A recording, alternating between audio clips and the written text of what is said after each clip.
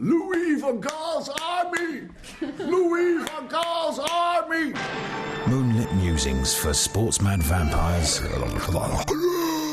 factory shift workers, Never mind hello, Chuck. And men with prostate trouble. Morning, Andy. What are you doing? Make sure you stay awake for the radio show that never sucks. The Nosferatu Mics on Talk Sport. Look at the light! Octopuses can eat Brussels sprouts because they like them. Right. You chuck a Brussels Where would sprout. they find Brussels sprouts under the sea? I don't know, but if you chuck them into if there were an octopus in a fish tank and you chuck Brussels sprouts in, they do love What Brussels on sprouts. earth would you throw Brussels sprouts at an octopus?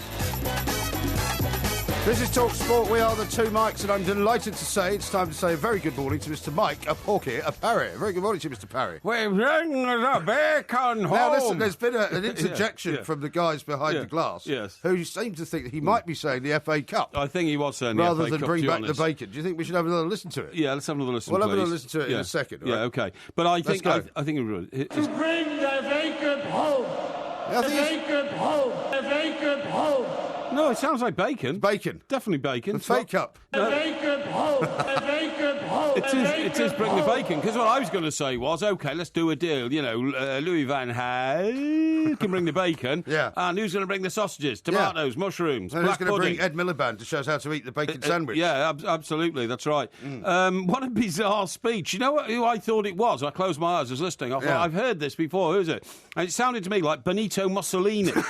Of course it would be some mad dictator that you would think of. It did. It sounded like Benito Mussolini. For the folded arms. You know, he used to fold his arms and nod his head from side to side. Yeah, so with the folded arms, nod his head side to side, but then a few gestures of the arms, and he was announcing the miraculous and brave invasion of Abyssinia in 1938. Yes, something like that. Italy couldn't find anybody else to invade, so they invaded a country that didn't have an army. Right. And I'm not being rude to the Italians. Of course not, no. They were We're never going to do a show there. No, they were a bit shambolic in their approach to world affairs in those days. Some people have been critical of their military prowess. Under Mussolini, that's right. It's true. That's absolutely true. Now, but focusing on Louis van Gaal... Yeah. It's been a bit of an odd day at Old Trafford, The hasn't most it? ridiculous scenario arrives. All of a sudden, Sky, who, generally speaking, never get these things wrong... No. Announced from their sources that the situation now is that Jose Mourinho has been told he will become the next Manchester United manager if Louis van Gaal leaves the job. Well, I guess that moves it on slightly. No, it doesn't move it on at all, No, because it does. it begs the question, well, first of all, you've got to sort out whether Louis van Gaal is leaving or not. No, but it moves it on in the sense that, you know, if he does leave, nobody else is getting the job. It's going to go to Jose Mourinho. Yeah, but I mean, I've always assumed that was the case anyway. Well, you can't, though, can you? Well, you have to. There are others, Laurent Blanc, there's other people in the frame. Hang on. We already know about the story that if Jose doesn't get offered the job, he's apparently going to get a lot of money anyway because there's a holding contract on him. So I didn't think anybody else was in line for the job whatsoever. I never... anyway, so I start tweaking out about this. Then I get all, you know, the sort of, how can you say this is fact, you know, this is speculation. Well, did you get trolled on Twitter by people who... I didn't get trolled, but I mean, it was kind of, you know, you're taking an assumption, making it fact. Well, look, if Manchester United were deeply upset about that report on Sky today, why didn't they issue some sort of statement to clarify, which they didn't? I'm wondering, and we'll talk to Mark Donaldson about this a bit later on, whether there is some restriction on what they can say and what they can't say vis-à-vis the whole New York Stock Exchange listing and all that kind of thing, where they always have to announce the new manager there rather than somewhere else. So maybe they're kind of restricted in what they're allowed to say. Yeah, but Mike, nevertheless, if they've got a head of communications today, and, you know, and of course I was director of communications at the Football Association, Certainly so I know about these things, yes. you know.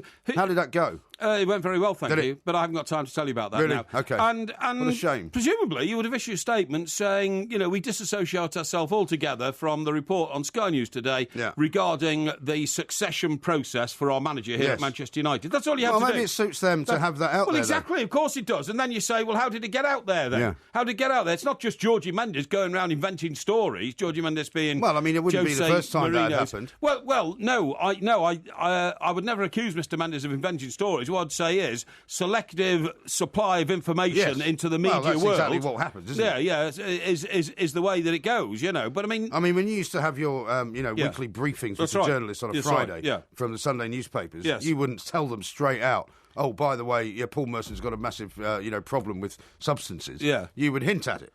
Well, I would hint at it over the first couple of glasses, but by about the third or fourth bottle, I was usually quite specific in letting them know what was going on. Yes. But, I mean, that was the way I worked. Yes. You know, that was my tactic. But that's your own unique, particular type of public relations. Absolutely. Most people will just give a little kind of hint, leave a little trail for people to follow, and then they conclude whatever it is they conclude. Yeah, absolutely. But I do find it still astonishing. You see, the thing is, what you have to know about the psychology of the world is that if you leave a vacuum, that vacuum will be filled by some other force that you have no control over. Yeah. And Manchester United have left this massive, great vacuum in information terms about whether Louis van Gaal is staying. If he goes, who's going to replace him? Now it's said, but not officially from Manchester United, well, that'll now definitely be Jose Mourinho, something we've all assumed anyway for the last 3 months. Yes.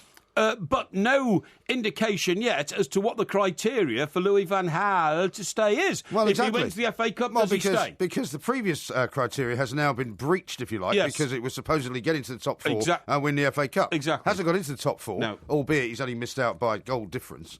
Of 19. Yeah, that's quite a big difference. Yeah, exactly, yeah. But the bottom line is that, he can't do what they wanted him supposedly originally to do. No. So technically, whether he wins the FA Cup or not, he should be out. Yeah. It's the most bizarre situation, and I'm afraid if United think maybe it depends how much bacon he brings home. How much bacon he brings home, yeah. I think if people if people at Manchester United are saying, people are taking liberties now with what's going on there, we're only taking liberties because you won't, definitively explain what the position is or what's going on. Yeah. I mean, the guy you feel most sorry for, 2 of them. Louis van Gaal doesn't seem to know what's going on, although he's assuming that he's staying. He keeps telling us he's staying. He seems to now want to be around next season. He wants to be around. He's told people he is going to be around. He's making it more and more difficult for Manchester United to sack him because he's assuming an air of confidence about his future. But at the same time, Jose Mourinho is using his own method of communication with the world, which is relatively substantial, you'd have to say. I would say it's very substantial. Yeah. In hinting slyly and with growing sort of quizzicalness that he's going to be the next manager of Manchester United. It's fair to say, it's all very bizarre. In conclusion, there's a bit of gerrymandery going on. There is a bit of gerrymandering going on. Yeah, I do. It's hard to get at the truth. Yeah, it's hard to get at the truth. Speaking of gerrymandery, would you like to know the result of winners and losers?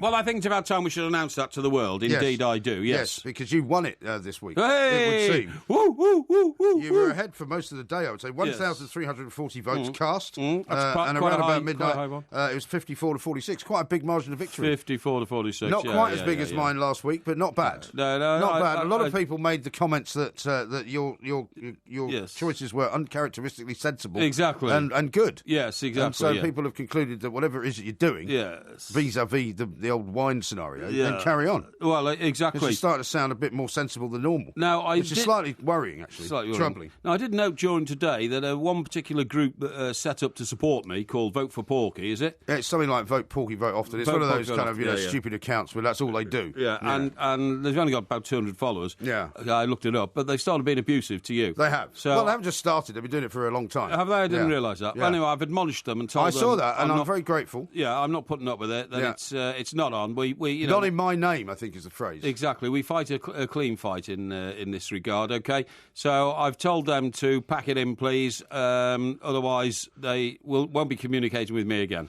Yes, no, I really did appreciate what you actually said. I don't appreciate your tone. Only I'm allowed to have a pop at old MG. Yes. Please desist. Yes, exactly. Which is very good. Quite right. However, I have to say, there's a couple of earlier tweets which sort of slightly go against that. Yes. From you. Yes. Where in one you referred to me as old fat chops. Yes. But at least it's me referring to you as old fat chops, not some third party. That's true. I mean? Yeah, that is true. Which is the name of the game. And then later, I think earlier on, you were having a go at me about podcast up very soon. Keep voting, smash the gerrymanderer. Yeah, smash the gerrymanderer. Yeah, well, I didn't name you as the gerrymanderer. See, the trouble is that you encourage these people by giving them that sort of excitable talk. Yes, I know. That sort of very what you might call incendiary language. Well, it's not incendiary. I think you replace incendiary with firm, specific and direct. Okay. I think that's how we describe mind. it. I can take as much abuse from you as you can give me, but certainly I'm very grateful that you told these idiots to desist. I think that was entirely the right thing to do. Exactly. So I see that as a minor victory. So it's now 2.5. Yes. We will be carrying on the winners and losers until... We're still sniffing that eucalyptus. Sorry, it's eucalyptus. Is there anything left in it? Yeah. Really? I think I might need some, actually. I should get some if I were you. You've definitely given me the old phlegm scenario. Yeah. This is Talk Sport. Bacon! The Two Mikes. Simulcast across the UK on Talk Sport and Talk Radio. To bring the vacant home.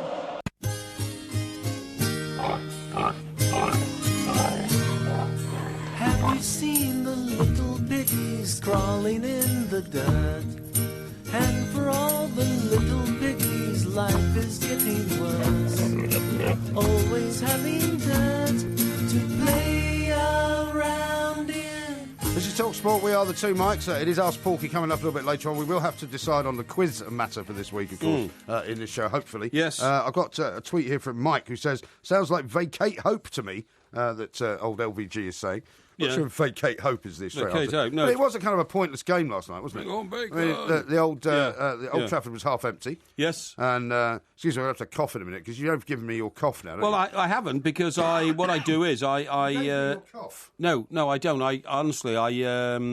I ring fence myself when I have something like that. No, I wish I'd ring fence I keep away from people. Listen, that song there, right? That was a famous Beatles song. The Little Piggies. Piggies, yeah. Which featured big in the Charles Manson trial all those years ago. Wasn't that supposedly one of the inspirational songs for Yeah, him? that's right. He thought it was a message from John Lennon to go around killing people who were rich, you know, which is ludicrous. And John Lennon was asked to appear at the trial. Yeah. And, of course, the trial being that of the murder of Sharon Tate, the wife of Roman Polanski. Roman Polanski, Yeah, that's right. terrible, awful murder. Yeah, Lennon said, don't be ridiculous and all that kind of stuff. But in those days, that fed in, presumably, to the kind of paranoia about the Beatles, because there were plenty of people in America who believed the Beatles were ostensibly evil. Well, and the if funny you played thing their is, records backwards, there was all that sort of, devil worshipping and all that nonsense. Funny thing is, I'm going to tell you later in the show about a guy called Tony Barrow, who sadly has died, and he was the Beatles press officer. Yes, he's the guy I mentioned to you last night, right? He was, Who I thought you were talking about when you ended up talking about somebody else who died. And one of the things he had to handle was the famous John Lennon interview of the Evening Standard about we're more popular than Jesus Christ, which didn't go down a storm when they subsequently went and toured America and the southern states. Oh, okay. Anyway, that's by the by. Now, the reason we're playing that is,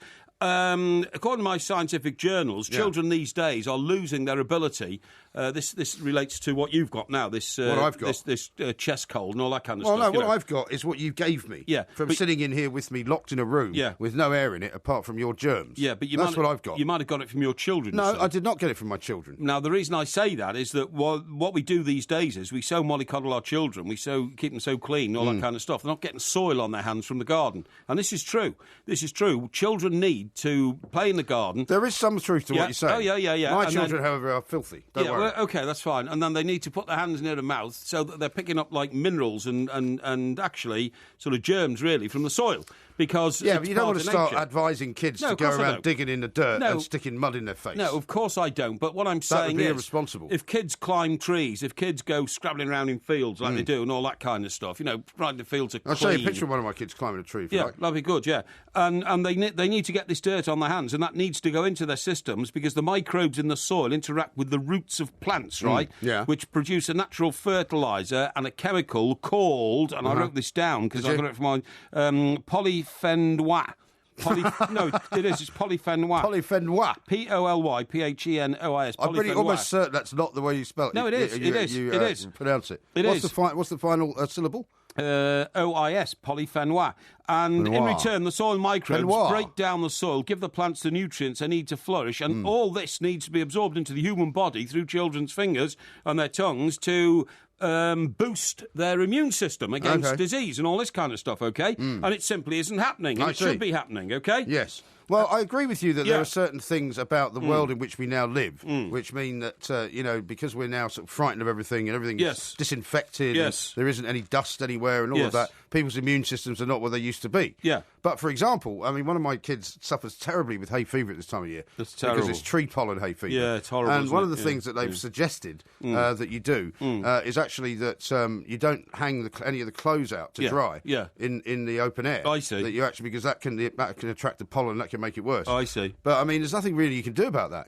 I don't know. I mean, some people have suggested if you buy locally made honey, sometimes that can help because it's somehow in tune with the environment and all that kind of thing. Okay. But, I mean, it's awful. Absolutely horrendous. Yeah, it is shocking. Now, the other thing I found, it also, by the way, when you get older, if you've got these microbes in your body from your immune system, it does help you fight the stress of life. Yes. I think there's some truth to that. It is. Microorganisms in our bodies play a vital role regulating our immune system and can help to reduce inflammation, both physical and mental. But I think you've got your disease that you've had now out for almost 3 weeks from probably travelling on public transport. You can get that as well. May have done.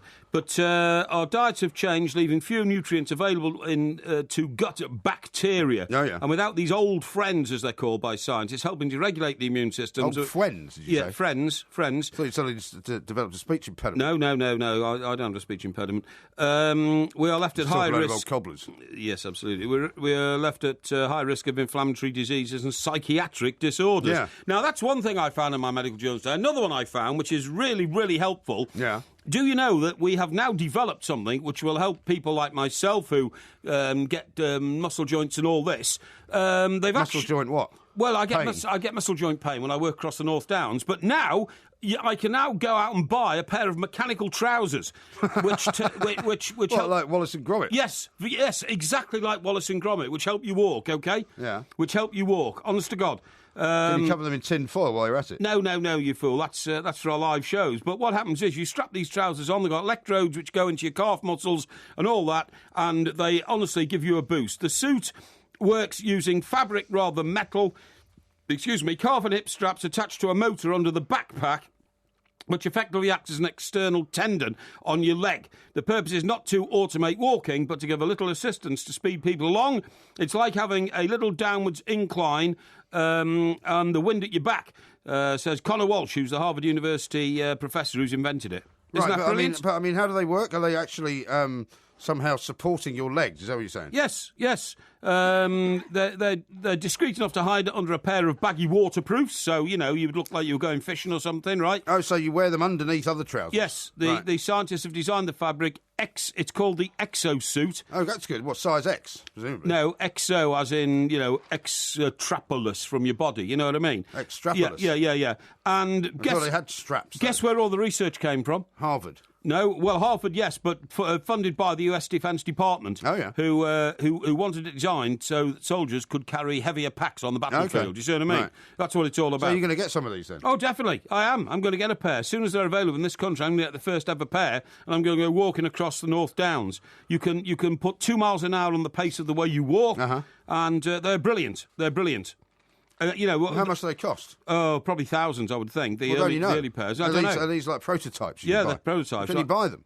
Yeah, of course you can buy them. Of course you can buy them. They're going to be available soon. Will you be able to put them on a clothes horse is the big question. Don't be ridiculous. I'm not answering that question. But this is all revealed in one of my journals, which actually is called the Journal of Neuroengineering and Rehabilitation. Sorry, why do you find that funny? How fantastic it must be when that comes through the door every week. Well, I'm sorry. Is it weekly or quarterly or what is it? It's quarterly. Yeah. And if I'm acquiring knowledge like that, then I would say that, your mockery of everything that I... Well, it's not knowledge that's of any use, because you can't buy them. It's fantastic. You can't buy them. Useful. No, you can't buy them. You can't go down to your local, co-op or co-op. I can order them. Order them from where? Well, order them from the people who are making them, because they're going to be available I want you to commercially. Get some. I want you to get some. I want to see them on you. I think our fans would of necessity want to see you dressed up in a pair of the wrong trousers. It increases your walking ability by 25%. But does it mean you can walk quicker or just further? It means you can walk. I'll tell you what it's like. It's been described to me because I've done some research on it. You know when you're on a walker-later in an airport or something like that. What's it called? A travelator. Travelator in an walker-later. Well, the thing that moves while you bounce on it. Well, you don't bounce on it. Well, I do. Why? I find this has a bouncy effect. You're supposed to walk on it. You're not supposed to stand still. No, I walk on it. And what I'm saying is my footsteps appear to sort of bounce on it, really, because that's the effect it gives me. Yeah, you do feel that you're walking very quickly. Yes, that's right. And that's the effect it gives you. The effect it gives you. So, all that is brilliant. I think this is a major, major breakthrough. Well, I think you should definitely get hold of some. I'm going to. Do they do different colours? You can get some purple ones. No. There's no to match all your other trousers. No, there's no colours involved. Right. No colours involved. Now, let me read you a quick tweet that I've got from Andy. Okay. Who's referencing Ask Porky, which is, of course, coming up a little bit later on in the show. He says, Dear Mike Graham, can I just quickly thank Mike Parry? Around February, I asked him to help on Ask Porky to choose between women, as I was speaking to two at once. Yes. With his help, I revealed my infidelities and am now happily engaged to my new mistress. Excellent. That's brilliant. Well done. That means, of course, that if you're engaged to your new mistress, the famous Jimmy Goldsmith quote is now in effect, and that is that when you engage or marry your mistress, you have created a vacancy. Yes, exactly. Mark says this, Pickies was a George Harrison song sung by George Harrison, not John Lennon. Let me just think of this in my head. Have you seen the main song Manson blamed the Beatles for was Helter Skelter? That's true. That is true. Which was written by Paul, but the Piggy song was also quoted in the trial. And actually, I don't think George Harrison did sing it. Have you seen the... Well, Don seems pretty certain about that. Have you seen the little piggy? It sounds like George Harrison, to be honest. Piggy? Could be. Could well be. I think you're absolutely wrong. Okay, I'll concede on that one. Yeah. Glenn Arnold says, has old Porky taken happy pills? He's not rising to your bait. Is this the calm before the storm, MG? What bait? I'm not giving you any bait. No, I don't think you are. A conversation. I don't think you are, no. You know, I was very touched by Porky's sort of mission earlier on in the day on Twitter to silence these morons who've been making a nuisance of themselves. That's right. By the way, I have another science journal. It's called Cognitive and Effective Neuroscience, right, good. which is another great one. Another great one. And guess what I found out in that? I don't know. Can't imagine. Right. Supposing you're at home and you and the mother of your children are sitting there watching telly, but she has a headache. Yes. You could help her solve it by taking paracetamol. What? You take the paracetamol. Well, I take it. Yeah. Right. Yeah. And how does that help? It helps because on the level of sort of what's the word I'm looking for? I've got lots of cures for headaches. No. It works because you are sharing her pain. Right. And then you take the paracetamol, and as the paracetamol Doesn't starts work very well during childbirth. that's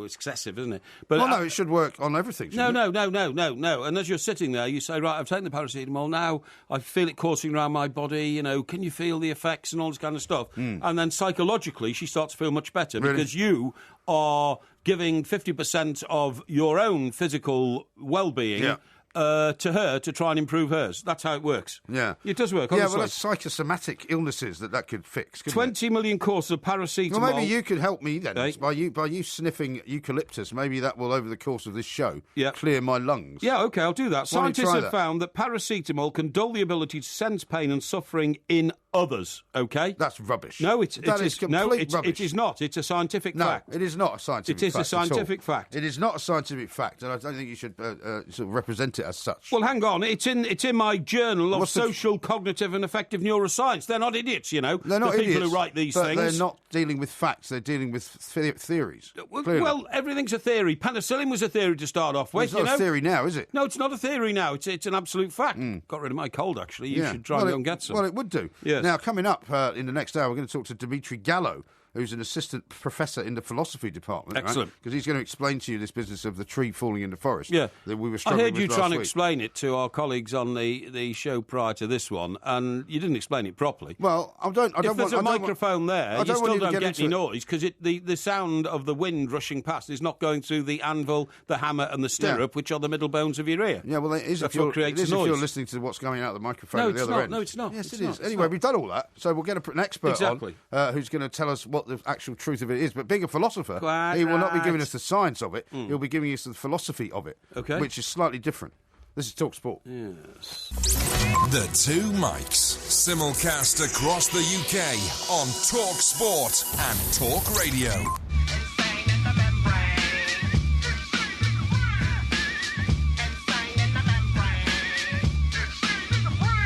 This is Talk Sport. We are the Two Mics. Ask Porky coming up a little bit later on. We've got loads of questions for Mr. Parry, but if you haven't had your problem solved yet live on air, you can find us on Facebook or indeed at the Two Mics on Twitter. A couple of tweets here for you. Mal says, Porky in motor trousers, more Wally and Gromit than Wallace. What? And Sam says, I'm afraid Porky's invented for himself a class of French chemical compounds. It is polyphenols, not polyphenois. Yeah.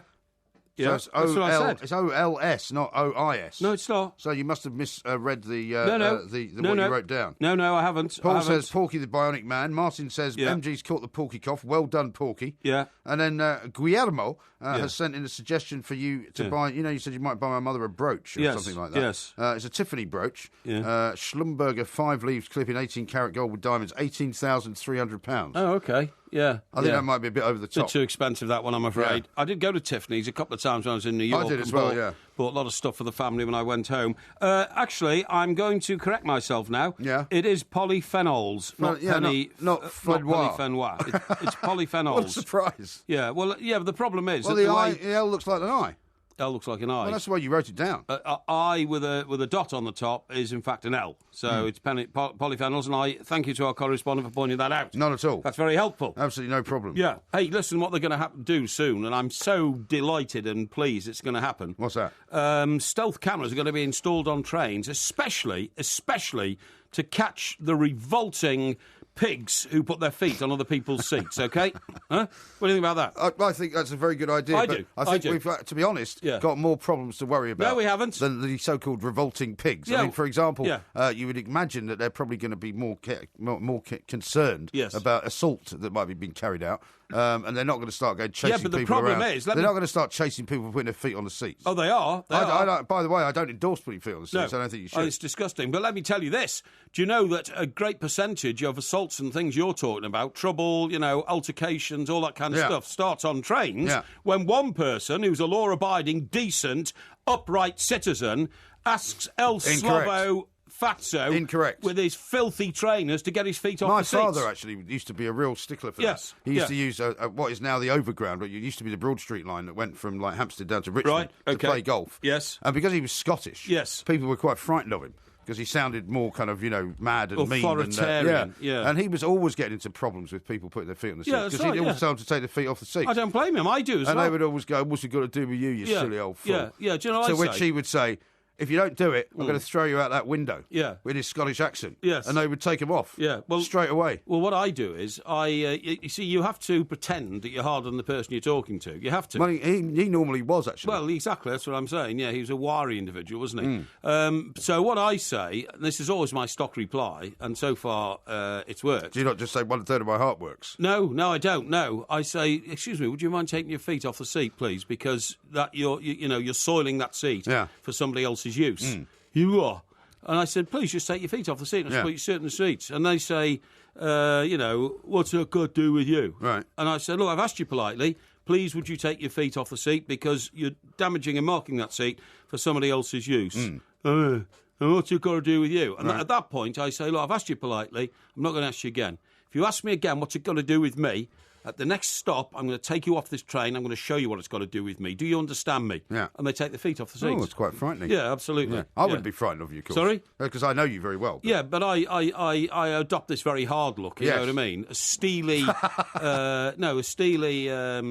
presence without any shred of humour in it, or sympathy, or... Well, with all these things, it's how you look at people. Of course it is, yeah. It's how you look at them. Yeah, exactly. And they're never quite sure. I can see in their head when I'm getting so specific and challenging to them, they're thinking, could this guy actually be an ex-SAS soldier, you know what I mean, who might finish me off with his little finger, you know what I mean? And they're not sure. Break my eyeball or something. I was walking home with my dad one time from, funnily enough, another golf match. Right. It was quite late at night, walking around Hampstead Heath, that road, West Heath Road. Yes. And this car suddenly sort of slowed down as it was passing us. Yes. And there was 4 young guys in it, right? Yeah. And we were carrying golf clubs. And it stopped, and then it moved on again. And then one guy got out, and then it stopped a bit further up, and 2 guys got out, and then 2 guys started walking towards us. Right. And my dad was like, well, we could have a bit of a problem here. Yes. And I said, OK. So he stopped very deliberately, put his golf bag down, took out a 7-iron. Right. And just started walking towards them. Right. And as they got closer and closer, he started swinging it. Mm-hmm. And they sort of basically got back into the car and drove off. Right, OK. Because they thought, this guy's a nutter. Yeah, that's right. And he's going to hit one of us with a 7-iron. Good approach, that, I think. It was good, yeah. I learned a lot from him. What do you think their intention was? To steal your golf clubs? Yeah, I think they were going to mug us, yeah. Right, OK. Because it was quite late. It was about midnight. Yeah, I was kind of 17 or something. Yeah, so we were 2 guys, as far as they were concerned, they were just going to roll. Yeah. Because golf clubs are quite expensive. Oh, of course they are, yeah. And, they probably thought your old fellow was some, knackered old pensioner or something like that, and they'd do him. Yeah, which he wasn't, of course. Not a good thing. Not a good thing. Now, right. I got sent something today which made me think of you. Oh, yeah? From the International Spectator.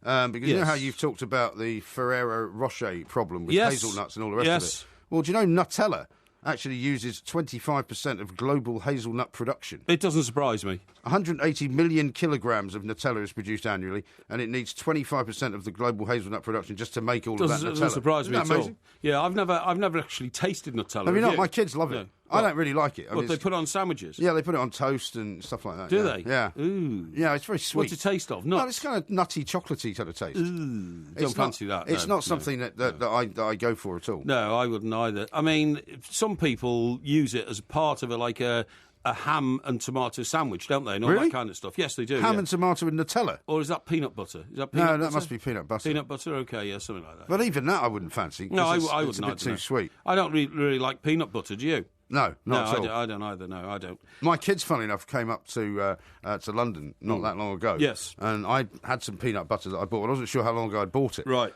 And it turns out careful. that it had been in my cupboard for about 7 years. Yeah, I can. And I gave them some of it. No. And my oldest one went, "How old is this peanut butter?" I said, Yes. "He said it tastes like bleach." Yeah, right. Well, it can be. And I'm like, "Well, I said you haven't eaten peanut butter up here for a long time. Yeah. I've never thrown it away." I remember once It's horrible. I gave my brother-in-law a packet of crisps from the closet, so to speak. Ah. And, he's too polite, really, to say anything. But these crisps, he's eating them, with his gin and tonic or whatever. And I could see the strain on his face. And then when my back was turned, he went and threw them in the bin, Right. And I said, "What's wrong with your crisps?" Yeah. And when I fished out the packet, it was about 8 years old, literally.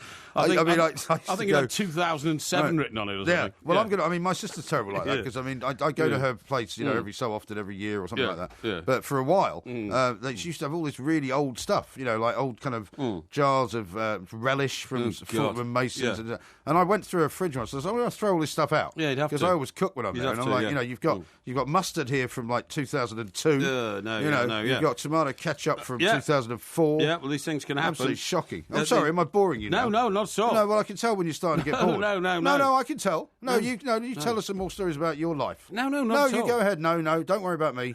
My stories are of no importance. Didn't I start the conversation by talking about the packet of crisps I nearly poisoned my brother-in-law with? Yes, you did. And you just followed on from there. Yes, you did. But then you just started going, yeah. Do you know what you said to our outgoing technical operator last night? No. You probably have no idea, do you? What? You came in uncharacteristically and said to him, I'm not going to give his name away. Yes. And said to him, are you back tomorrow night? And he said, "Oh, no, I won't be seeing you for about another 10 days or so, or 10 weeks or something like that." Yeah. And you know what you said? What? You went, "Oh, well, whatever." Yeah. Whatever. Well, what am I supposed to say? Very dismissive. "Oh, I'm going to miss you, Ollie." He said, "Luckily, I know him quite well, so I didn't take any. Didn't take any offence." Yeah, well, all I meant was... He just said whatever and turned on the heel and walked out. No, well, I didn't know what he was doing, did I? If he just said, "Oh no, I'm doing this, that, and the rest," that is the kind of extent of your social skills. I think because you don't care about anybody else. I think that's very kind. I'm going to tell you later in the show about the magical sighting of the rare bowhead whale down off Cornwall. Bowhead? A rare bowhead whale has been spotted. Why is it called a bowhead whale? Because it's got a head like a bow. Really? Yeah. I can't say what I was about to say, though, but it involves Sherlock. This is Talk Sport. The Two Mikes, simulcast across the UK on Talk Sport and Talk Radio. I don't want to change the world. I'm not looking for a New England. Are you looking for another girl? I don't want to change the world. I'm not looking for a New England. This is Talk Sport. We are the Two Mikes. I tell you what, some people have no sense of humour. Have you ever come across anyone with no sense of humour? Yes. Because I have. His name is Jim. Right. He's just texted in. How sad to hear you two once worthy journos of long experience like yourselves repeatedly indulging in low-level xenophobic mockery of a football manager day after day, week after week, purely on the basis of his foreign accent. But if you don't think Louis Van Gaal saying bringing home the bacon is funny, Jim, I think you need to take a chill pill. Yeah, I do. He says, what will you do when LVG goes? Maybe you'll concentrate on continued mockery of Roy Hodgson's speech impediment. Yeah, well, maybe. we might do, yeah. Roy Hodgson sounds very, very idiotic at times, not because of how he speaks, but because of what he says. Yes, exactly. Jim, you really need to calm down. And then he goes, just to add insult to injury, it's no different from mocking skin colour or disability. What pathetic, lazy, ignorant hackery. Yeah. Well, Jim, I think, to be honest, that's a pretty lazy text to send. Why does Jim listen to us? Well, Jim likes to listen to us because Jim wants to listen to us. And Jim, I think, has to just cheer up a bit. I've had Jim, cheer up, pal. No, I've had an inquiry about the rare bowhead whale. No, I have. Haven't we got to speak to Mark Donaldson or something? Yeah, but hang, just before we do, a correspondent called, funnily enough, his name's Mark as well, says the rare bowhead whale can reach 7 metres long, that's 21 feet. Roughly. Spotted recently at Long Rock Beach near Penzance. Right. Marine experts said it was only the second such sighting in European waters. The first was off the Isles of Scilly last year. And the official name of the bowhead whale is Ballina mysticetus. Ballina mysticetus. Well, is that the sort of the medical name? Yeah, well, no, that's the Latin name, Ballina mysticetus. And the reason they're so... Why has it got a Latin name? Well, because it's a... Does that mean it was around in the Roman times? Well, it could have been, because this is the point. He says the reason it's an animal of such fascination is they can live up to 100 years old. They can be 100 years old. So how old do they think this one? Can you tell by the length of it how old it is then? Not really. No? I think you've got to get hold of it first and find out. Well, ask it. There are 10,000 of them, but they're all in the Arctic. Right. Yeah. Well, apparently not all of them. Well, no, 2 of them are not. 2 of them are in the Scilly Isles. Right. Yeah. Right. Well, that's an exciting piece of news. Yeah, isn't exactly. it? I thought it was good. Yeah. Fantastic. Yeah. Here's one from Woodenhead. He says, Porky resorting to violence again. What's up with this pent-up aggression? The only thing hard about him is his head. That's a bit harsh, isn't it, eh? Yeah. And then there's a great one here from, where is it? From David, who says on the text, 81089, will Porky's trousers have an off switch? I'd hate to find out that he disappeared over Beachy Head. It's a bit harsh, isn't it? That would be amazing, wouldn't it? The trousers just keep going over the ups and downs. Stop! Yeah. They have reverse, do you think? Hey? Do you think they have reverse? No, they don't. No, they just power up the muscles in the back of your legs to take you forward. By the way, we're going to talk to Mark Donaldson in a sec, but we must talk about this great story about the SNP love triangle, right? Yes. There's a great headline in the Daily Mail, in the inside pages, about this woman who's confessed to sleeping with 2 separate SNP MPs. Yes. Brazen self-publicist who confessed, I just can't keep my knickers on. Yeah, I know. That's incredible. Amazing. And a point. She claims to be a journalist as well. Yeah, she's not. All these people She's do. not. You know, all these absolute people do. rubbish. Let's talk to Mark Donaldson instead. Yeah. Mark, a very good morning to you.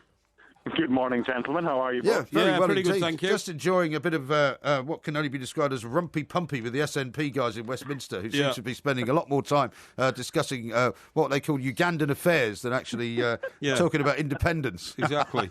And you want me to follow that, do you? Yes, Well, no, please. no. It's just we haven't spoken to you for a while because we were on days for a couple of weeks, and then last week, for some reason, we didn't get hold of you. So welcome back to the show is all I want to say. Yes. Can I just thank you both for... I have to say, it takes me half an hour to drive to ESPN. Right. And when I saw that your podcast was sometimes an hour and a half, there was one day I was so enjoying the podcast, I ended up taking a detour to get home. That's very kind. Excellent. That's very what we kind. like to hear. Now, what we haven't had a chance to do yet, I mean, we'll talk about Man United and Van Gaal in a moment, but we haven't had a chance to get your views on the whole kind of end of the Premier League season and Leicester's win and Newcastle going down. Rafa Benitez staying at Newcastle, amazingly, and Spurs, of course, much to Mr. Levine behind the glass's unfortunate demise, coming third instead of second, or coming third in a 2-horse race, as some have described it. I think it's going to be a Premier League season we'll look back on in 20 years and go, did that really happen? Yeah, I don't think it's going to happen again, something similar. I read an article in The Independent about 3 weeks ago, and it was talking about, could something similar happen next season or the season after? Could it be not a Leicester, but someone else who's unfancied? But the reason that they're saying is that any team now, so whether it's Hull or Sheffield Wednesday who go up to join Burnley and Middlesbrough, any team can afford pretty much any player now. So there's not going to be a big discrepancy between the team in 20th or the kind of the team who's least fancied and the top team next season. So the argument was, could something like Leicester happen again? And the point that was put across was, well, probably not, but it isn't as unlikely as it was this season because the money that's going to be in the Premier League next season. Yeah. But I'm struggling. I said this to Mike last night. I mean, last night Hull eventually did get through. It looked at one point as though they were going to be suffering from the Porky jinx. You know, they went 2-0 down at Derby. But, you know, Hull you could see because I don't know whether it's just me, but if Sheffield Wednesday would have come up into the Premier League, and I know that they've got Thai owners and they could possibly spend a lot of money, but you do wonder now whether how much more difficult it is for these teams coming up to actually acclimatise as quickly as the teams that came up last year did. Yeah, and I think Burnley will have learned their lesson as well from the first time they were up, because I think you'll find out now. But the weird thing is, I mean, a lot of them say they're going to cut their cloth accordingly, but if you've got guys who are on a maximum wage, I don't know, say 30, 40,000, and you're going to have to compete with guys who are offering £100,000 weekly wages, and I'm not talking about some of the big boys, I'm just talking about some of the guys that hope to be in the league for the following year. At which stage do you think to yourself, we're going to have to try and speculate to accumulate here? It's going to be a big gamble because some of those Sheffield Wednesday players are not really household names, and a lot of people, a lot of Premier League football fans probably won't know who they are. So, I mean, Glenn Loovens was at Celtic, I remember him, and so was Gary Hooper. Gary Hooper went to Norwich and didn't really do much after Celtic, and he's doing okay at Sheffield Wednesday. But it's weird. You look at any league in the world, whether it's Darmstadt in the Bundesliga this season or any of the others, the first season back or the first season up for a newly promoted side, teams seem to struggle to work them out. And I don't know why that is. Yeah, well, on the financial thing, Mark, it's going to be so much easier in the future for the promoted teams because take, for instance, the reason why Leeds United are where they are now. That's because they had a chairman at the time who decided to gamble on spending £120 million on players, which would get them into the Champions League every season and generate the money to pay the loans back. You don't need to do that anymore. All you need to do when you get into the Premier League, go and see the bank manager and say, look, we're guaranteed £100 million, so give us £80 million, will you? I want to spend on players to stay in the Premier League, and we'll give it you back when we get it from the TV company. Yeah, but is it that simple, though? Of course it is. No, it is. Because why is it not? Because everyone's going after the same players, Mark. Yeah, now, of course right? they are, and that's going to push the cost of players up, but they're still affordable by all the clubs now. Yeah, but you're going to go to Sheffield Wednesday or Chelsea? Well, sorry, Mark. It doesn't matter that much these days. Sorry, Mark. I take Porky's point completely, and I want to take it even further, because forget the Premier League next season. What about the Championship? You know the riches on offer in the Premier League. If you can get promoted, is there a danger of Championship clubs spending beyond their means and getting into financial trouble, chasing the dream of the Premier League, knowing how much you're going to get, but they might not get it? Well, I don't think that will happen, Mark, and I'll tell you why, because I don't think the banks will lend to Championship clubs. If you look at and you know about this better than I do, if you look at the massive disparity between TV revenues in the Premier League and the Championship, they're so huge. I mean, the Championship literally get about 1,000th of the TV money that the Premier League gets, and no bank manager is going to take the argument from, say, a club like who's just gone up there. Burton, okay? Burton just got into the Champ. Burton Albion. Yeah. Now, do you from League One. Yeah, exactly. Burton Albion's revenues on their gates and their TV money are minimal. I don't believe any bank manager in the country would accept an approach from the Burton chairman to say, look, we're going to spend 80 million quid on players to get us into the Premier League and I'll give you the money back from the TV revenues there. They're simply not a big enough organisation. That may be true, but on the other hand, Mark, what if Rafa Benitez is staying at Newcastle because he's been promised a lot of money is going to be spent on Mike Ashley's behalf? Yes. And they suddenly kick off a sort of a runaway train, if you like. Yeah, but there's a bit of a difference there because they're going to get a parachute payment from the Premier League. I'm maybe talking about teams that don't have that parachute payment and they've got to try and speculate to accumulate. And Porky makes a good point as well with regards to the TV money.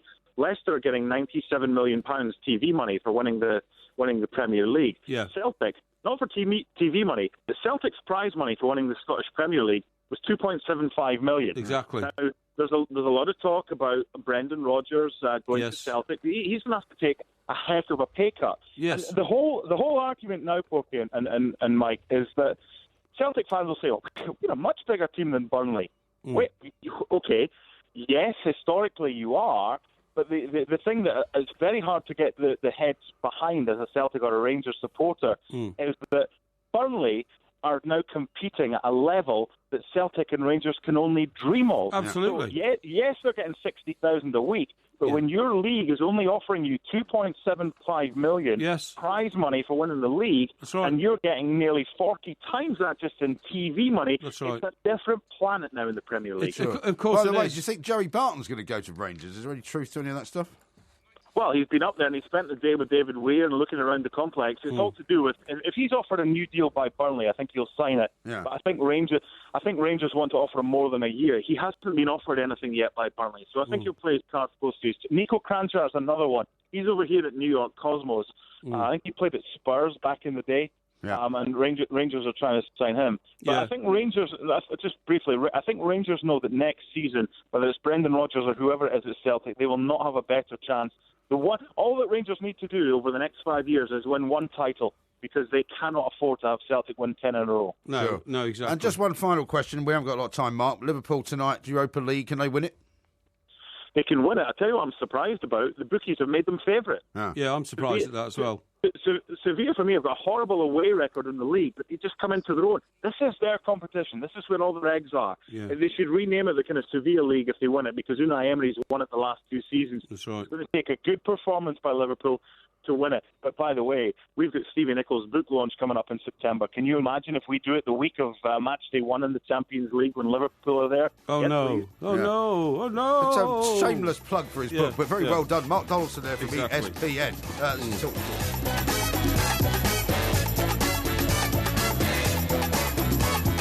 This is Talk Sport. We are the two mics, and of course there will be a podcast coming out a little bit later on. Robbie says Porky thinks people look at him and say, "Was this guy in the SAS?" Surely it's more like BHS.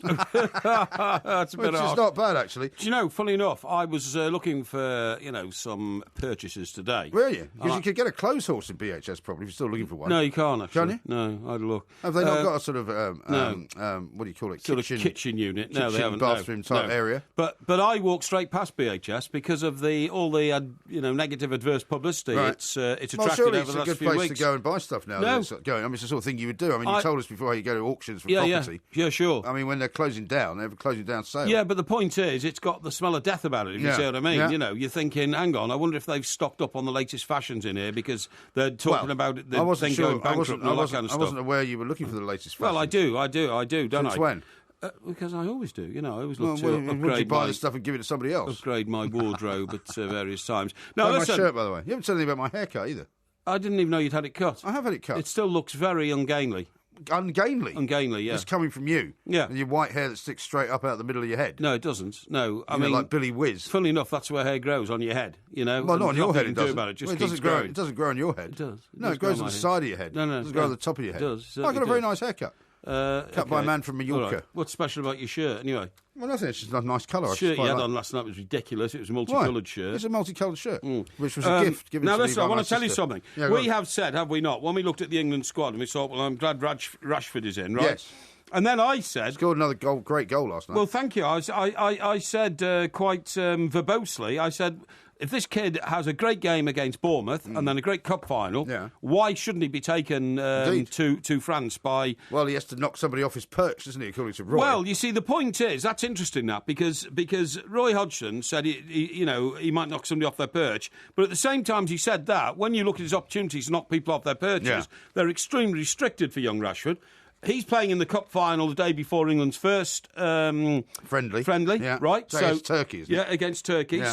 So who says he's going to have any opportunity there? He won't then have a full training session with the team until next week. At his age, I know this is not commonly thought to be possible, but presumably at his age, he could play in the cup final. He could score a winning goal, and then he could go the next day and play another game against Turkey for England. Well, apart from anything else, I think Manchester United might be extremely positioned about that to put a boy through two, grueling 90-minute games in the space of 24 hours. He's young enough to be able to do that. Well, you say that all the time. All the time, the argument has always been, these young men always moan about playing too many games. I could play every day at their age and all that kind of stuff, but you can't. Well, you're saying it's not true? No, it's not true. I mean, the amount of physical I can't believe effort... you haven't made that argument before. What? That particularly younger players can play much more often than twice a week. Well, no, I don't think they can. When you put the body through the rigours of a professional footballer, it takes 2 or 3 days to recover. I mean, for instance, rugby players, when they have tournaments and competitions, they leave it 7 or 8 days before they play between games. Rugby players are smashing into each other at high speed. Well, you say that, but I mean, the physical demands of professional football are enormous in terms of... They are. No, I don't disagree with that. A professional footballer runs a lot more miles than a rugby player does, because there's not as many of them on the same size pitch. Yeah. And secondly, the amount of... Rugby pitch is slightly bigger, I think, isn't it? Not much bigger. Not much bigger. Sure? No, I'm certain, Right. Because if it was, how come Wembley can be converted to play rugby and vice versa? Because there's plenty of room there. Yeah, no, but they don't expand the pitch. They can't expand the pitch much. There's not that much grass. But anyway, the point I'm making is a footballer as well often has to go from a standing start to, 15 miles an hour in the space of 1.5 seconds. Yeah. Rugby players don't have to do that. Well, some of them do. Well, very rarely, to be honest. Very rarely. No, I agree. I don't disagree with you. But what I'm saying is that if you are somebody like Rashford and you're likely to be brought on as a substitute for England, or you should be in a position to be brought on, then that surely could be possible if Manchester United were willing to let him go. Yeah, well, look, maybe, I don't know, but these sort of things are sort of pivotal on the fact that if that happens and he injured himself and it was long term, then who would take the blame? You know what I mean? Yeah. That's the way it always goes. Yeah.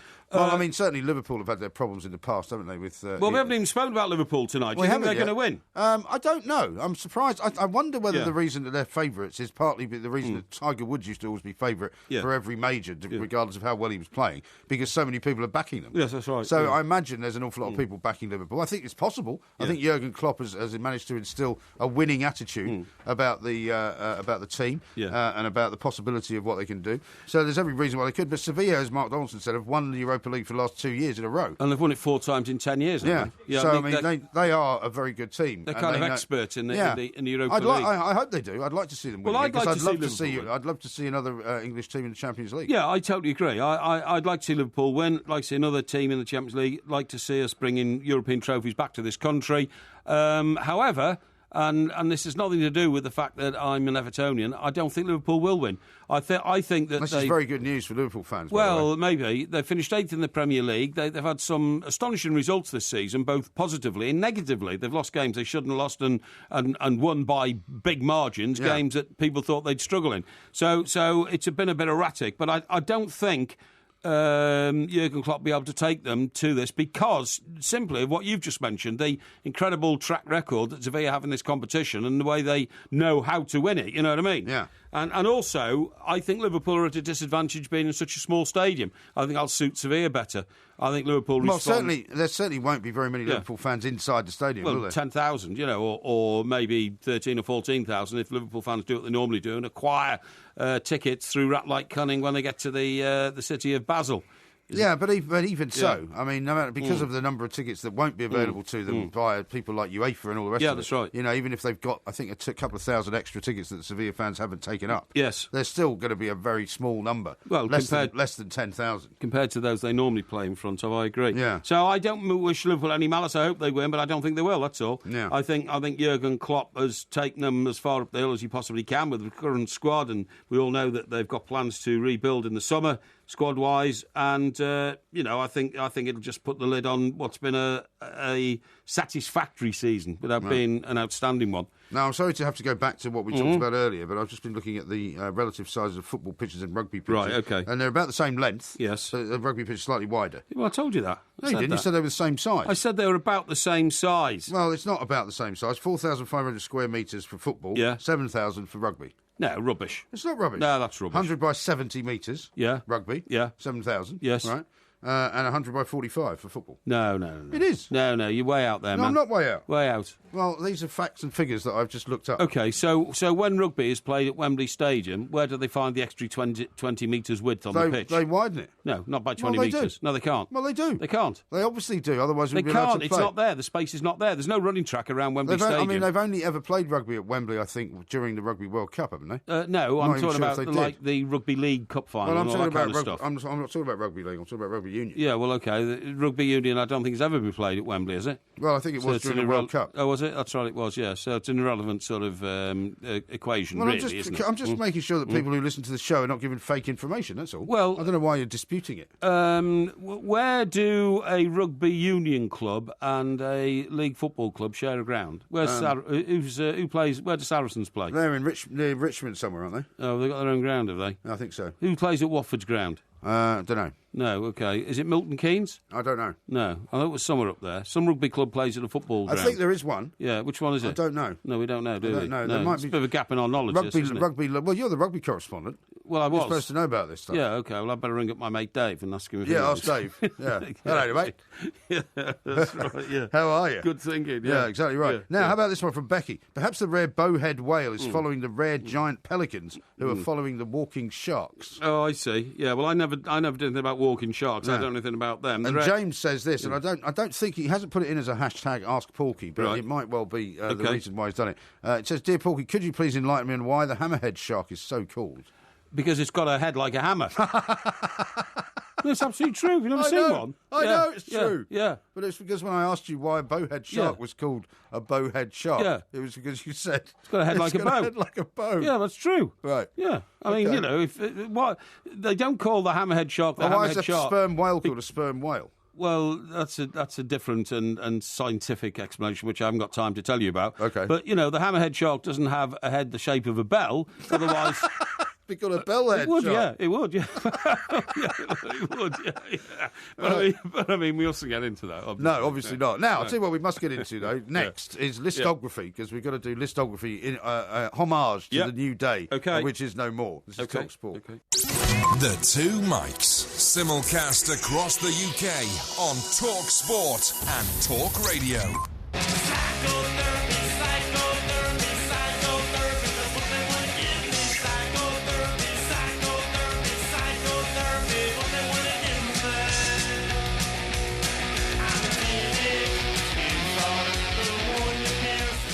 This is Talk Sport. We are the two Mikes. Ask Porky coming up a little bit later on. We're going to do listography in a moment. We've just been given some very valuable information from the guys working away behind the screen. Right. Apparently in the past, Watford shared Vicarage Road with Saracens. Yeah, there you go. 97. See, told you. Hang on. I knew it. Hang on. From 97 till 2013. Right, well, there you go. So that stopped 3 years ago. Yeah. So as usual, you're out of date. No, I'm not, but I still said that... Reading shared the Majeski with London Irish. Yes. Wigan Athletic and Wigan Warriors shared the DW. Yeah, that's right. But hang on, Wigan Warriors are a rugby league team.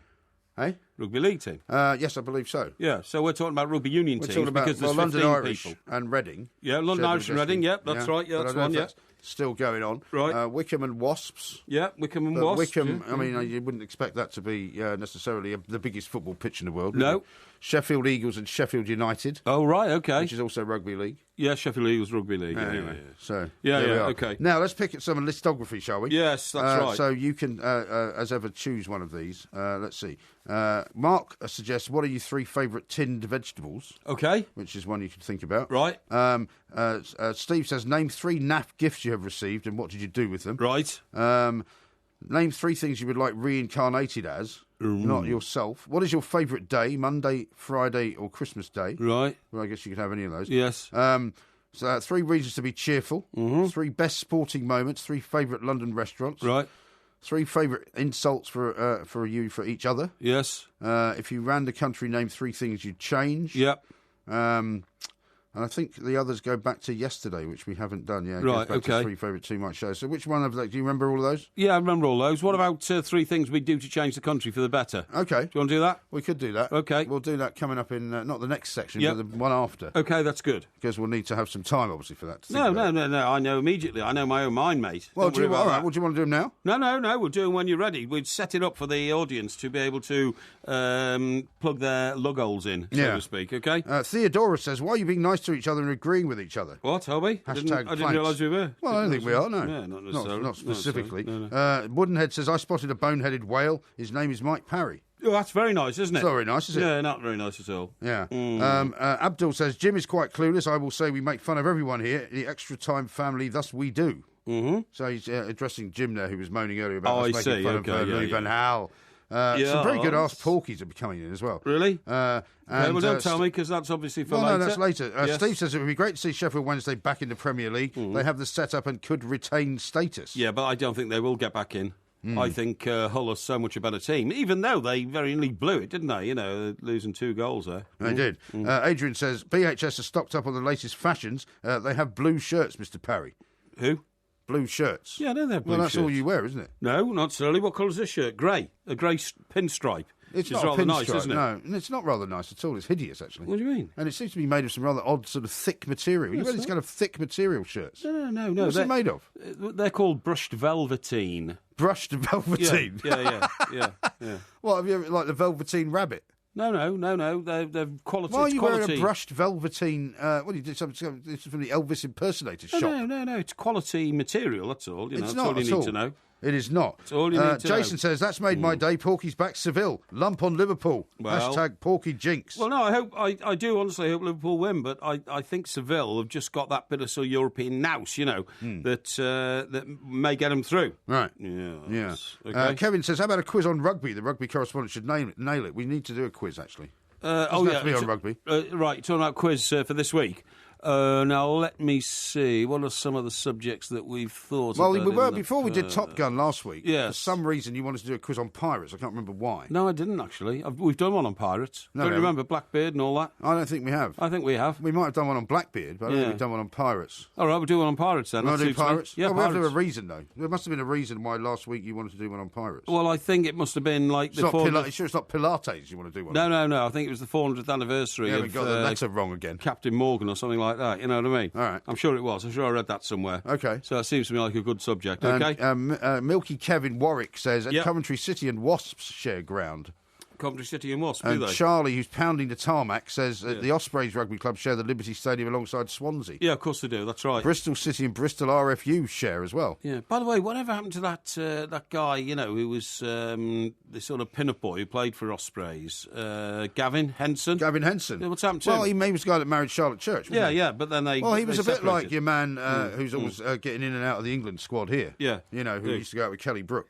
Kelly Brook. Cipriani. Oh, yeah, Cipriani, yeah. He was a bit like him. I mean, he became such a kind of legend in his own world. That's right, yeah. That people just kind of used to... I used to watch him play rugby for Wales. Yeah. And every single player was just out to kill him. Really? Including most of his own team. Really? Because they just didn't like the guy. No, exactly. Because he was, tanned and very, good-looking, sculpted. What do they call those sort of guys? Adonis. No, not Adonis. A donut. No, don't they call them like, when they're trying to be sort of... like Ronaldo-like, if you know what I mean. What are they called? Pin-ups, you mean? No, divas? not pin-ups, not divas. I think I know what you mean. I think I know what you mean. Almost like cross-sexual sort of thing. Cross-sexuals? Yeah, what am I talking about? Metrosexuals? Yeah, the metro, that's right. The metrosexual, that's right, yeah. Cross-sexual something else. Yeah, is it okay? Yeah. Now, Madonna made a video about that. Hey? Madonna made a video about that. Did she? Okay, yeah, fine. Now, listen, I've received some information from the Institute of Public Affairs. Have you? And it's what's your problem? What sort of information? And how did you get it? Well, it doesn't matter how I got it, but I found out how long it takes litter to degenerate. Right? Yeah. Now, then, you will not believe this. Well, it depends on the litter, doesn't it? A crisp bag can take 33 years to fade away. Of course I don't believe that, because it's made of plastic. To fade away. Well, it's made of it doesn't fade away. It's made of plastic. It never fades away. I mean, you wouldn't believe some of the things I can tell you. I will believe all of them. How long do you think it takes a discarded can of a soft fizzy drink to degenerate altogether? Do you mean to decompose? I mean to rot away. To rot away to nothing? Yes. 100 years? 200 years. Oh, it's not bad, though. Plastic, close. Plastic bottle. Yeah, half a point for that. Plastic bottle, 500 years. Yeah. Glass jars. Yeah.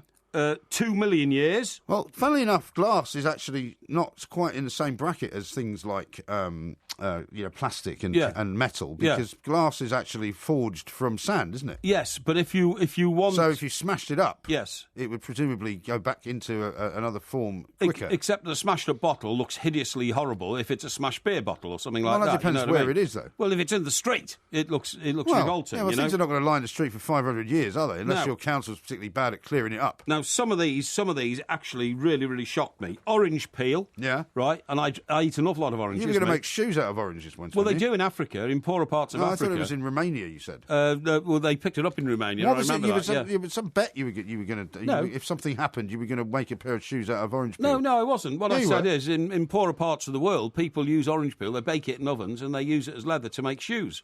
And they stitch it together, and people walk around in orange peel shoes because they can't afford leather. But the process itself would be quite expensive. It takes orange peel 2 years to rot away. That's the same. Does that depend on whether you baked it first? Yeah, it would do, yeah. Well, if you bake it, presumably it lasts longer, It does last longer. That's why they bake them and make shoes out of them. Now, how do you make it into the shape, though? Well, an orange is round, so you can shape it towards the round part of a child's foot. Round the heel, around the toes. Yeah, but when you peel an orange, you haven't got a round piece of peel, have you? Well, you have if you take it off in one. I can peel an orange in one without breaking the skin. I bet you can't. I can. What do you mean without breaking the skin? Well, I mean, without the skin... How do you break it, then? Well, we're keeping the skin in one piece. Yeah? I can take... I'd like to see that done on video. I'm sure lots of other people would as well. I can do that Maybe easy. we'll make a video this week of that. Yeah, that's fine. Porky peels an orange in one piece. Yes, I can. I can pork it in one... I can peel it in one piece. I'm going to say pork it, then. Peel it in one piece. Yeah, is that the secret? That's right. And without breaking it into several pieces. It's easy. Yeah, but even then, it doesn't look anything like the shape of a shoe. No, well, how on earth do you stitch it together? Do you stitch it? Do you sew it? No, then you'd cut it into strips, and then you just stitch the strips together to make a shoe. It's easy. Easy? Yeah, it is easy. You think you could make us a shoe out of an orange peel? Well, if I peeled several big oranges, I could make a pair of shoes. Well, maybe we do two videos then. Okay. The first one you could be peeling oranges. Yes. Then the second one you could be making shoes. I'll make a shoe, yeah, okay. Tremendous. Now, let me see the time. No, but let me tell you things here you don't know. An apple core, 2 weeks. Right. Paper towels, paper bags, 1 month. Uh-huh. A cereal box. Yeah. And a banana skin, 6 weeks. Oh, yeah? 2 to 3 months. What about cigarette end? Eh? What about cigarette end? I've just told you. You didn't tell me about cigarette end. I did. No, you didn't. You mentioned cigarette ends. Hang on. I think you told me about bananas. 6 weeks. 6 weeks? No, hang on. I found it here somewhere. By the way, a car tyre, a tin can, a pair of trainers, 50 years. 50 years, okay? Orange peel, 2 years. I've told you that. Yes, cigarette ends, 2 years. OK? How long does it take you to read this out? No. Cotton clothing such as T-shirts, 6 months, all right? Well, who throws out T-shirts in the road? Well, they do end up on the road. Children throw them out of cars accidentally and all that kind of stuff. They problem. They do. They do not. My children have never thrown a T-shirt out of a car accidentally. They get lost, honestly. And I got 4 of them. Wool decomposes because it releases into the soil useful nutrients such as keratin. Keratin? Yeah. Right. Yeah. You get them in shampoo. 10 to 20 years, plastic bags. Wow. So they are. Crisp packet, 80 years. You told me a crisp packet was not as much as 80 years before. Well, I think you get confused. Anyway, listen, coming up next, we've got philosophical conversation with the man from the University of Pittsburgh. Excellent. About trees falling in forests. That's what I like. This is Talk Sport. The Two Mics, simulcast across the UK on Talk Sport and Talk Radio.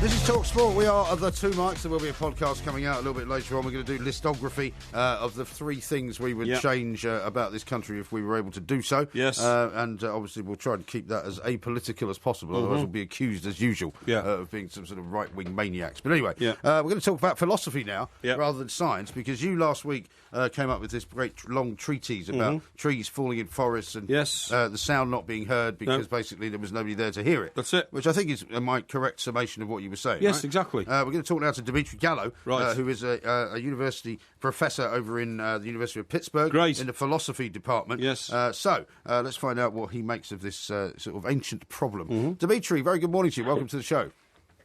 Morning to you. Thank you very much indeed for agreeing to explain this. My colleague, Mr. Parry, and myself had a long conversation about this last week, and it's one I'm sure that you've had with many students and professors over the years. There are 2 basic things going on here, aren't there? There's a scientific explanation of when a tree falls in a forest, because it's very obvious that, of course, it makes a noise because if you put a microphone there, you would hear it. But what is the philosophical point about the silence? Well, I mean, I take it the point of the question is sort of the scientific explanation of what goes on is the tree falls. There's a kind of compression wave that goes out from the falling tree that vibrates some bones in your ears, and then you have a certain sensation. Right. And the question is sort of where in that chain of events that I just described did the sound show up? So is the sound the compression wave that goes out from the tree? Is it something objective out there in the world, or is it something like the experience or the sensation that you have upon listening to it? And so one way to sort of test that is to see, well, what happens if you take away the listener? Does the sound stay around, or is it, does the sound necessarily go away because you've taken away the experience of listening to it? But isn't that in science sort of explanations anyway ridiculous? Because the sound would not change regardless of who's there. Well, the compression wave certainly wouldn't change, right? But the question is that what we mean when we talk about the sound? So think about somebody with tinnitus. There's no compression wave, right? There's nothing that a microphone would pick up when somebody has tinnitus. They hear this high-pitched noise in their head. But one way to describe it is to say that they hear a high-pitched sound, like there's a sound that they're hearing.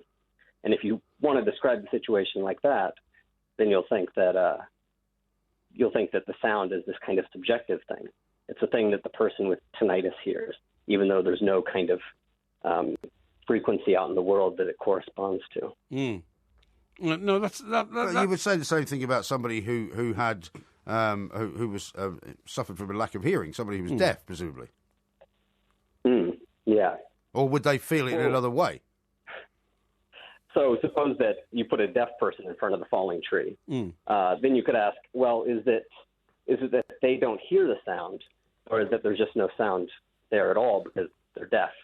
Yeah, but Dimitri, you see, my explanation is quite simple. The only sound that is generated is in the brain of a human being who's within the vicinity of the rush of wind that comes when a tree goes down, because that rush of wind goes into the ear. It goes through the hammer and the anvil and the stirrup bones in the middle of the human ear, which translates it into sound into the brain. Yeah, but the animals hear it, though. Well, yeah, but they've got brains. They've got brains, and they've got ears, and they can hear it. But what I'm saying is, if nobody's around, there can't possibly be any noise, because the rush of wind is not being interpreted through any physical process to turn it into noise. So you're I mean, is the rush of wind the sound? No, it's not. The sound is there throughout. It's not. Okay. The rush of wind is not the sound at all. The sound ends up in the brain of a human being when that rush of wind has gone through the process through a human ear, because that translates a rush of wind into noise. But there is no noise if there's no human ear to process the rush of wind. How do you feel about colors? Do you say the same thing about colors? Is the apple not red if you're not looking at it? Or do you think that the apple is still red even if nobody's looking at it? Well, I don't know, because if you're not looking at it, you can't tell, if you see what I mean. So nobody can nobody can ever work that out. This is like the whole Schrodinger's cat thing, isn't it? What? That unless somebody can interpret what's happening, then it's not happening. Is that not the basis of all of this? Well, what's the difference? I don't see the difference between the color of the apple and the sound of the falling tree. Yeah, well, I have not studied the aspect that you're talking about with colour and eyes and light and all that, but I have done extensive research on the origins of noise, and the origins of noise are entirely within the head of a human being. The noise doesn't exist anywhere else. Well, no, they are to you because you're a human being. Yes. But you can't say what noises there are, for example, that you can't hear. There might be noises outside when somebody blows a dog whistle. Yeah, we know that. We know that. Oh, no, hang on, but you're not explaining that. If somebody blows a dog whistle, you don't hear it. Yeah. Does it make a noise? Of course it does, to the dog. Well, so does it make a noise, though? No, it doesn't. What do you think, Dimitri? It's transmitted through a dog's ear and the composition of a dog's ear to a dog's brain. Does a dog's whistle make a noise? No. No. Dimitri, what's your answer to that? What's my answer? Yeah, does a dog's whistle make a noise? I think that it does, yeah. No, I do too. No, you can't hear it. Well, you can't hear if you're deaf. It doesn't mean it doesn't make a noise. No, I'm sorry, it does. The noise is only interpretation of events around you in the atmosphere. Noise is not noise. Noise doesn't exist. Noise is an interpretation of atmospheric conditions which go into your ear hole. It's as simple as that. Well, if you're in a football stadium, right, and a ball is kicked towards the post, and it hits the post, but the noise in the stadium is so loud that you don't hear it hitting the post. Yes. Did the ball hit the post? Well, it's impossible to tell. No, it's not, because it bounces off the post. Yeah, OK, but physically it's hit the post, but whether it made a noise in hitting the post, it's impossible to tell. Dimitri, what do you think of this? Questions, right? There's two questions. Yeah. There's the question of what's true, and then there's the question of what we can know. Right. And there's all sorts of stuff that's true that we can't know, like the total number of blades of grass in England is either odd or even. And we can't know it, but it is. It's either odd or it's even. There's a fact out there, even though we can't know it. It might also be constantly changeable. It might be, but right now, the total number of blades is either odd or even, so we can't know. Sure. And so the question of whether there's a sound out That's there... That's a known unknown, as Donald Rumsfeld would say, right? Yeah. Yeah. And so I think the question of whether there's a sound out there is independent of whether we can know it, right? So even if everyone agrees that we can't know it since we don't hear it, there's still a question about whether it's true. Right. So I'm going to ask you the most difficult question you've ever been asked now, Dimitri, as a philosophy professor. You ready? Yeah. Is Mike Parry right or wrong? I'm sorry. Mike Parry, my colleague here, who's described what noise is he right or wrong? I think he's wrong. Most philosophers would say he's wrong. OK. Thank you. You know, philosophers are not always right themselves. And Dimitri, no, don't start insulting him. No. Dimitri Gallo there, philosophy professor at the University of Pittsburgh, says you're wrong. What does a philosophy professor know about the workings of the inner ear? Oh, so now you're going to slag him off? No, I'm going to slag him off, but I'm not sure why we were talking to a philosopher about a physical... I thought you had more chance of a philosopher agreeing with you. Yeah. Because a scientist would not agree with you. Yeah, well, that's up to the scientist, I'm sorry, but, you know, that's... So you're wrong again. You know as well as I do, that noise also is just not. It's not just a matter of what your ear interprets; it's a matter of what your eyes interpret. Because you may have been in a football ground at one end and seen the other end of the fans chanting, United, United. Right. And you see them chanting, but you then don't it hear reverberates it later. until 3 seconds later. Right. Well, you had that problem in Cardiff, didn't you, in the tram shed, because the echo chamber-like scenario meant that we had to change the acoustics so you could hear better.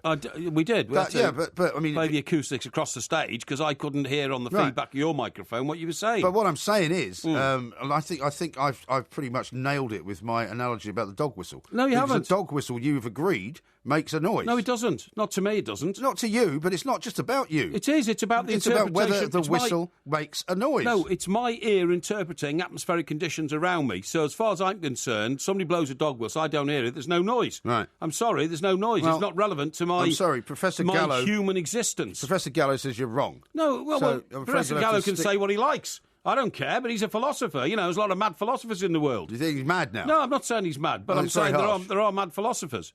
Well, there are some, but I think he was very sensible. This is Talk Sport. The Two Mics, simulcast across the UK on Talk Sport and Talk. It's my least favourite Beatles song, actually, yesterday. Yeah, I thought it was a dirge. And it's a lovely song. No, I don't think it is. You've got no soul, man. I actually cringed when I hear Yesterday. Really? Because I think it was the song that nearly broke up the Beatles, because John Lennon said, "Don't put that on a Beatles LP." It was on Help, I think, wasn't it? Yeah, I think so. He said, "Because I'm not putting my name to an LP with that song on it. That's not a Beatles song." John in Blackpool says, funnily enough, on that subject, ask Porky if the Beatles would have been a very poor band if nobody was in earshot. Well, it's a ludicrous question, I'm sorry. Everybody was in earshot of them. Right, now, that music, for those who haven't picked up on it, is our homage to the New Day, the newspaper that only lived for 9 weeks, which on the back used to have listography, 3 very ridiculous things you were supposed to write down. Yeah. We're trying to keep that going with 3 sometimes ridiculous, but not sometimes ridiculous things. So 3 things today that you have to speak about are the 3 things you would improve about the country if you were able to. Yes. So what are they? Well, are you going to go first or me? Well, I can go first if you want. Yeah, I'll let you go first. You want me to go first? Yes. Okay.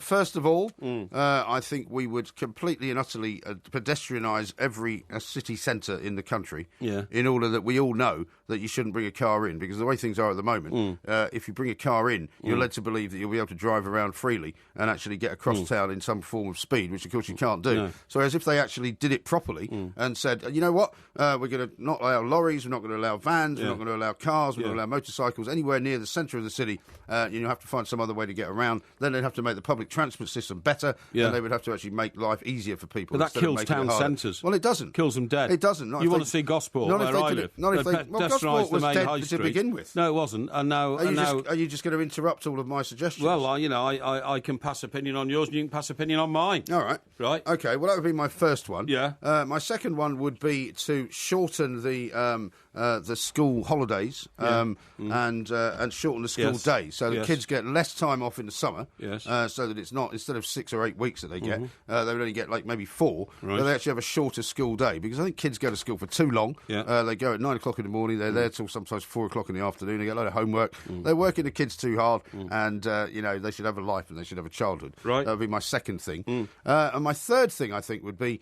I would say to make it much easier and much more interesting and accessible for people to launch radio stations. Because in this country, there's not enough radio stations, and I think we should have more. And I think it should be such an expensive and ridiculously kind of massive financial gamble. Well, you're talking about opening internet radio stations. Loads of people have done that. Yeah, but internet radio stations is not the same. I mean, you go to America, they've got more radio than we've got. You've got much more access to. Are you sure there's room on our airwaves for more radio stations? Yeah, of course there are. Where would they be? What frequencies would they be on? Well, you get rid of all sorts of BBC stations that exist at the moment, which are run by the BBC, for the BBC, for the same people, and it completely strangles commercial radio. And I think commercial radio needs to be able to breathe, and it ought to be a lot easier for people to launch their own radio stations, and if they're popular, let them be successful. I think that's quite a good idea. Those are my 3. That's quite a good idea.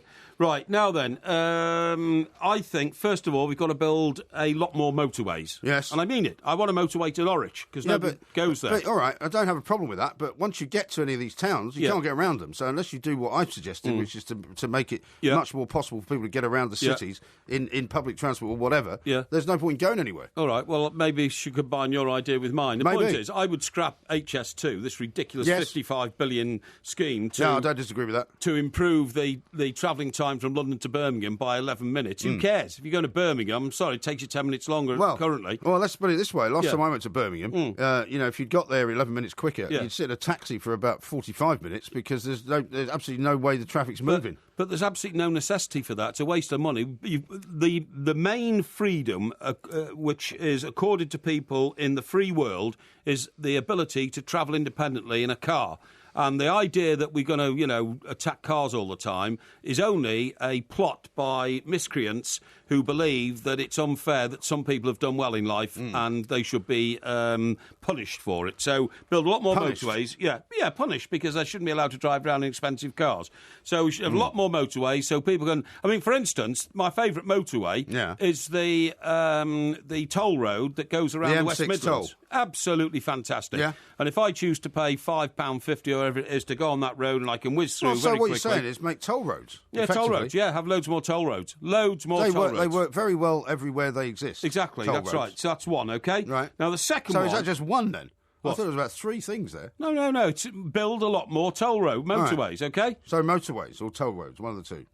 Motorway toll roads. Motorway toll roads. OK, all right. OK. Yeah. Toll roads. All right, now the second one is I want to knock down and scrap all these ridiculous big windmills which don't generate anything. And they generate electricity. They don't. Yeah, they do. They don't. They're useless. When they're working. They're useless. They're massively lots of things are useless, inefficient, and not cost effective. Right. And they don't generate. Well, might much. as well do away with the government then. They don't work on days when there's no wind, and they don't work on days when there's too much wind. They have to be switched off. Okay. But I would replace the money we spend on them with a massive wave power method of producing electricity in this country. We're an island. Yeah. We've got tidal waves all around us. Why aren't we keying in? Well, we are. Where? Up in Scotland.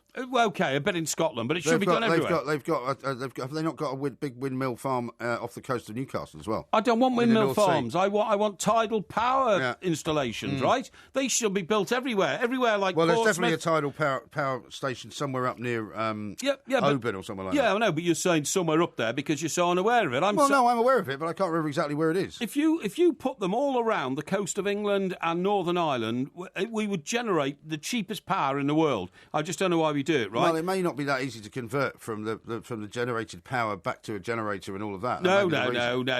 If you can put a man on the moon 40 years ago, you can certainly introduce wave power generators. That's not a problem. Really? And the third It's an one, interesting leap. The third one is we should pay off the national debt by public subscription, right? How do you mean? Well, there's 30 million working adults in this country. Yeah. And if once a month, on the first of month, if everybody donated £10... So you want to bring a new tax in? No, I want to pay off the national debt. It's a tax. If everyone donated £10, that would be £300 million, yeah. OK? Now, that's not much How much towards do you think the national debt is? About £300 billion. Now, what we do is... It's a good start. No. What we do is we ask people not to donate £10, but 1% of their annual income. So it is a tax. It's not a tax. You are putting an extra 1% tax on income. No, it's a voluntary... but the point, voluntary. The point is... it's voluntary. Yeah, so I'm not paying it then. No. The point is that taxes mean the government taking money and you don't know what they do with it. This would specifically... No, tax is the government taking money and doing whatever they want with it. This would... Exactly. This would specifically be to pay off the national debt. So if we a tax. We could raise... How is it not a tax? It's not a tax at all. How is it not a tax? It is a contribution to eradicating the national debt, which has been forced upon us by incompetent politicians over the last 25 years, right? So, say, for example, the TV licence is not a tax either. Well, the TV licence should be scrapped anyway. Yeah, but it's a tax. Why am I funding the BBC? Yeah, but I don't even watch tax. any of their programmes anymore. Yeah, you do. Anyway, You're always reviewing them on Porky Vision. This would give us £1 billion a month. That means after about 3 years, 36 billion, we'd have a big inroad. Blimey. It's no wonder you never ran a business. I've run plenty of businesses, mate. Yeah, no, but into the ground, though. Into cutting the national debt. That's the only way to do it. Your knowledge of economics is woeful. You do it by direct subscription, OK? And I would volunteer. I'd put £1,000 up on the first day of the month. Yeah, give it to me. I'll pass it on for you. For the first one, to pay off the national debt. I would lead from the front, OK? Porky, the tax and spend specialist. No. I thought you were supposed to be right-wing. I'm not right-wing, I'm not left-wing, I'm just practical, and I want to get rid of the national debt because it pulls everybody down. Yeah. Especially the poor. I'm a champion of the poor, and I don't want poor people to suffer, OK? You want the poor people to give up some more of their income to pay off a debt which has been run up by a bunch of flagrantly useless and incapable politicians who are paying interest at a rate that would scare the pants off your grandmother. Those who earn below £20,000 wouldn't have to pay it, and those who earn over $1 million a year would pay, 10%. So you're going to tax the rich even more? Well, the rich can afford to help pay off the national debt. Why are you turning listography into a popularity contest? I'd scrap that stamp duty, by the way, on properties. That's a damned affront to freedom. When are you joining the Communist Party? I'm not joining any Communist Party, mate. This is Talk Sport. The Two Mikes, simulcast across the UK on Talk Sport and Talk Radio.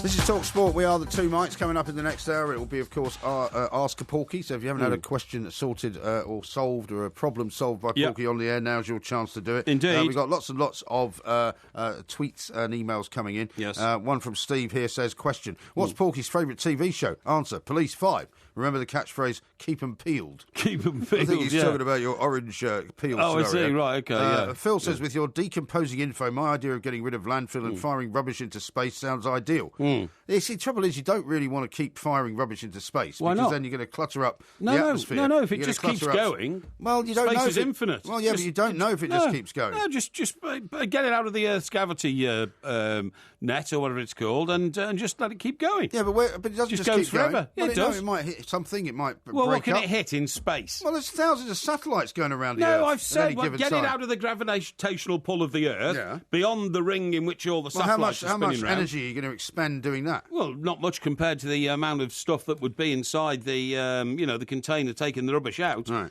At Maybe all. you could pilot it. Matt says this, what sort of area does Porky live in? Broken bottles and T-shirts thrown in the road. The mind boggles. Yeah, that's true, absolutely, yeah. Got to be careful about that sort of thing. And a couple of people have sent in pictures of orange peel trainers. I don't know if that's correct, but I mean that's what they're suggesting is an orange peel trainer. Well, I think that's actually an Adidas trainer. It's not made of orange peel. I don't think it is. It just looks like it. Derek in Pencoed has been in touch. Oh, Pencoed. He says once again, Porky insults someone who proves that he is wrong. He is a disgrace. What do you mean? Absolutely shocking. I didn't He started insult anybody. slagging off the philosopher because he didn't agree with you. No, but philosophers have theories. They don't have solutions. They don't have answers. Simon, they don't have well, of facts. course they don't. I was amazed that he actually was able to say whether you were right or wrong, because normally if you ask a philosopher if something's right or wrong, they say, well, it depends on your perspective. Philosophers talk complete garbage, and that's why they're philosophers. Stop, because it's time for the news. Ooh. Oh, it's not time for the news. No, of course it's not time for the news. Why do you idiot. stop get so again? carried away. I don't know, because you're flapping your arms around and you can't read the clock and all sorts of things. A philosopher is supposed to philosophise, OK? Yes. So he's supposed to say, this is what, Confucius say. Confucius. Man with bird in bush better than two birds in bush and all this kind of stuff. Yeah, but you know I mean, what that's what I'm saying. Philosophers don't normally. So for this guy to come on, I don't know why he invited him on anyway, to try and because work we were out. trying to get to the bottom of the problem. It's not a philosophical problem. It's a scientific issue. So now you want to get a scientist on? Well, yeah, scientists would be able to answer the question more sensibly. But the whole point of it is it's a philosophical question. It's not philosophical. In the same way that the question about the dog whistle is. Sound either exists or it doesn't exist. Philosophy is all about how you... No, well, if you say sound exists or doesn't exist, then it does exist, because obviously if it didn't exist, you couldn't hear it, could you? Philosophy is the relationship between human beings. Now it's time for the news.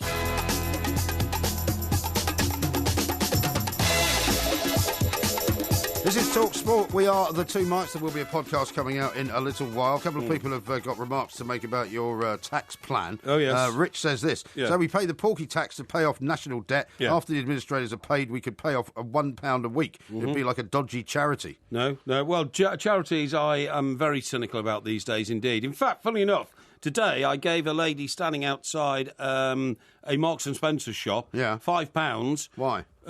Because she wanted to sell me a copy of The Big Issue, which costs £2.50, yeah. Well, why did you give her £5? Did you take 2 copies? No, I didn't take any copies. Why I not? said I didn't want a copy. Well, the whole point of the big issue Yeah. sellers is that you Yeah. buy a copy of what they're selling, Yes, I know. so they don't feel like beggars. No, I know Whereas that. you give them money without taking a copy, Yeah. it makes them feel like a beggar. Well, no, she on the way into the No, shop. it still smell like eucalyptus. Yes, I know it's good. It's good, honestly. Now on the way into the shop. It's not unpleasant, I must say. No. Well, it does clear your sinuses, your breathing apparatus, so Yes. to speak. Now, well, at least you're not coughing this week. No, Now I'm coughing instead. Yeah, well, I'd prefer that, to be honest. On the way into the shop, right? Yeah. She gave me a sort of a pleading look with her face, and Right. I felt sorry for her, and it haunted me. So I went in the shop. You? It haunted me, yeah. So I went in the shop and I concluded my purchasing What did you buy in arrangements. Marks and Spencer's? Marks and Spencer's? Marks and Spencer's. I bought a new sort of jacket. A new sort of jacket? Yeah. Well, what, it's a jacket or not a jacket? Well, it's a kind of sort of wind cheater type thing. I don't really call it. Oh, like an anorak? Like a sort of anorak type thing. Or a yeah. cagoule, maybe? Not a cagoule. Or a no. gilet? No, not a gilet. No. But Is it blue? It's blue, yeah. Funnily enough. Yeah. And it's a brand name? No, but it'll be... Yes, it did have a brand name, actually, but I've forgotten what They it only is. sell their own stuff, don't they? No, this was... Oh, actually, it wasn't... I've just remembered it was Debenhams. Oh, it wasn't Debenhams. Marks and Spencer's. And it was a really top brand name. Jasper Conran.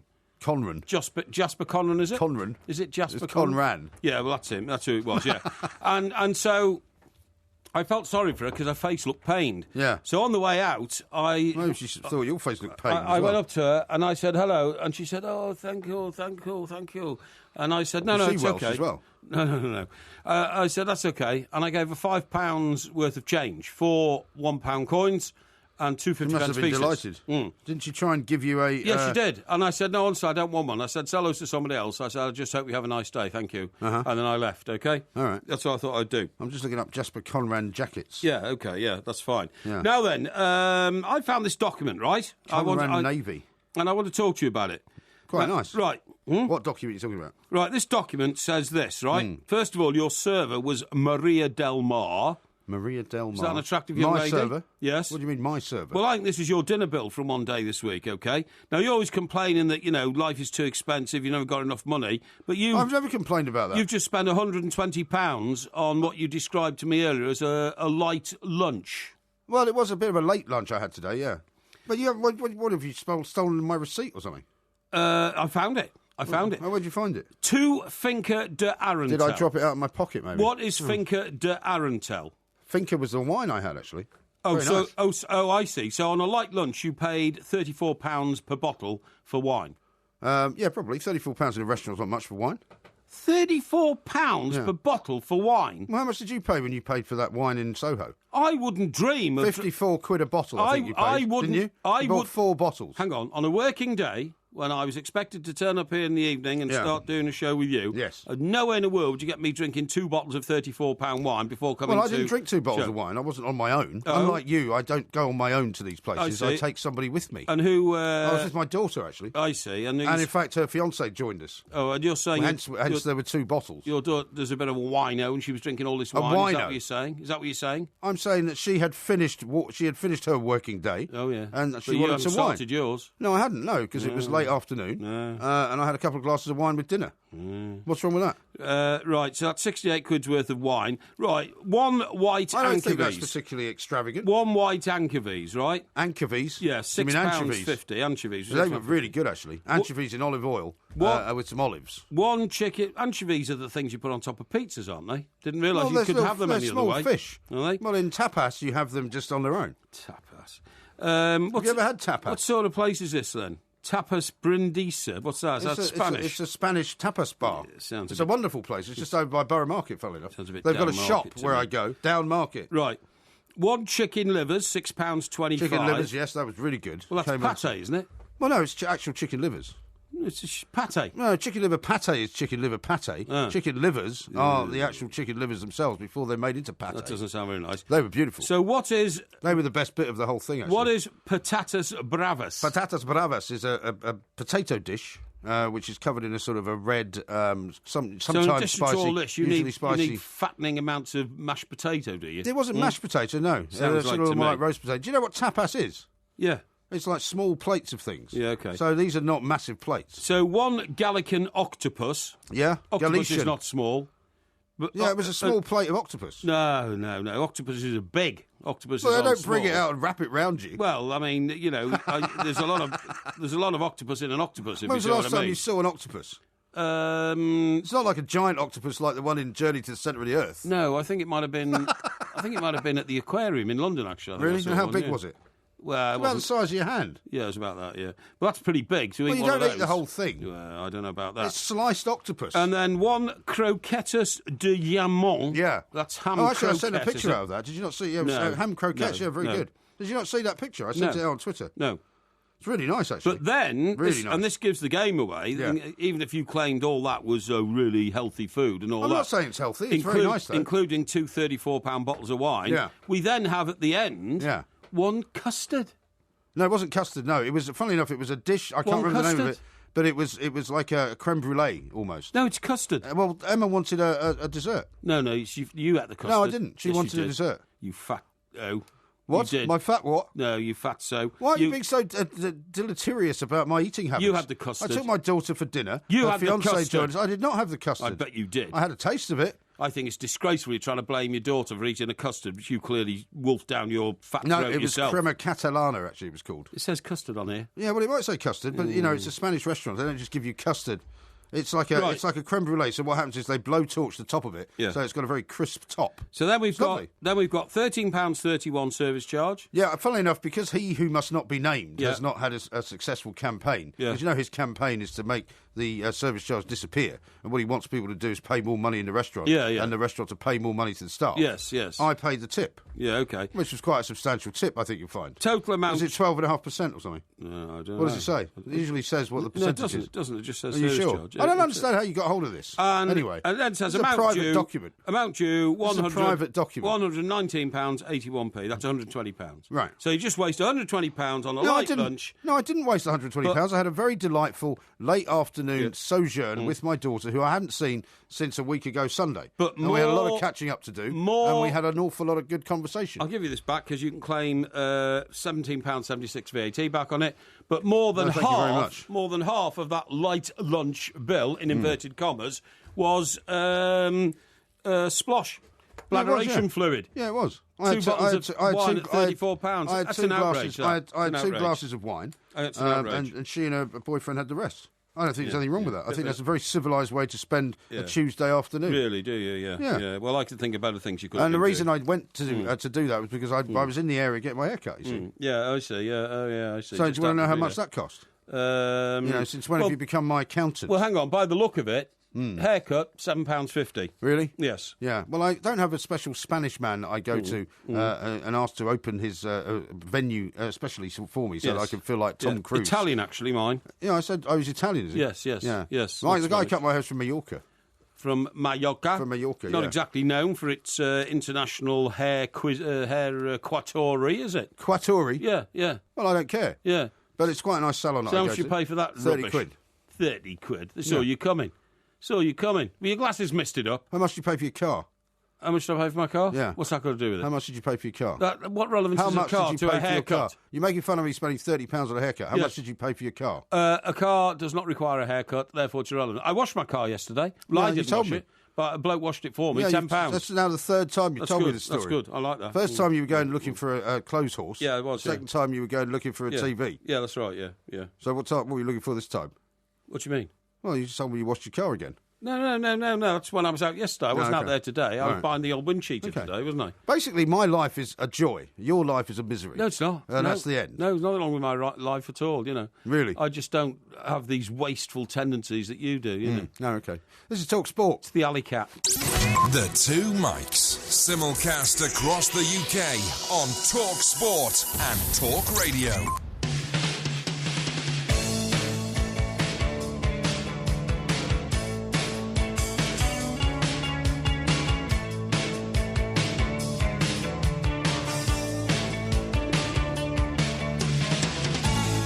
Now then, together with Mars Believe, we're getting Moose musically match fit so he can show his support for the England team this summer in France. Now, a top singing coach has been enlisted to help him, and over the next few weeks, He will have to learn to sing the We Love You England chant in different styles that will put his tonal range to the test. Listen to Drive this afternoon from 4 to see what style Moose will be learning this week. Mars wants you to also get involved by singing your support for England. Just post your singing selfie videos of the We Love You England chant on Twitter using the hashtag Believe. You don't have to be a good singer, it's just about showing your support for the England team. So have a go now. For terms and conditions, please see marsbar.co.uk/sing your support.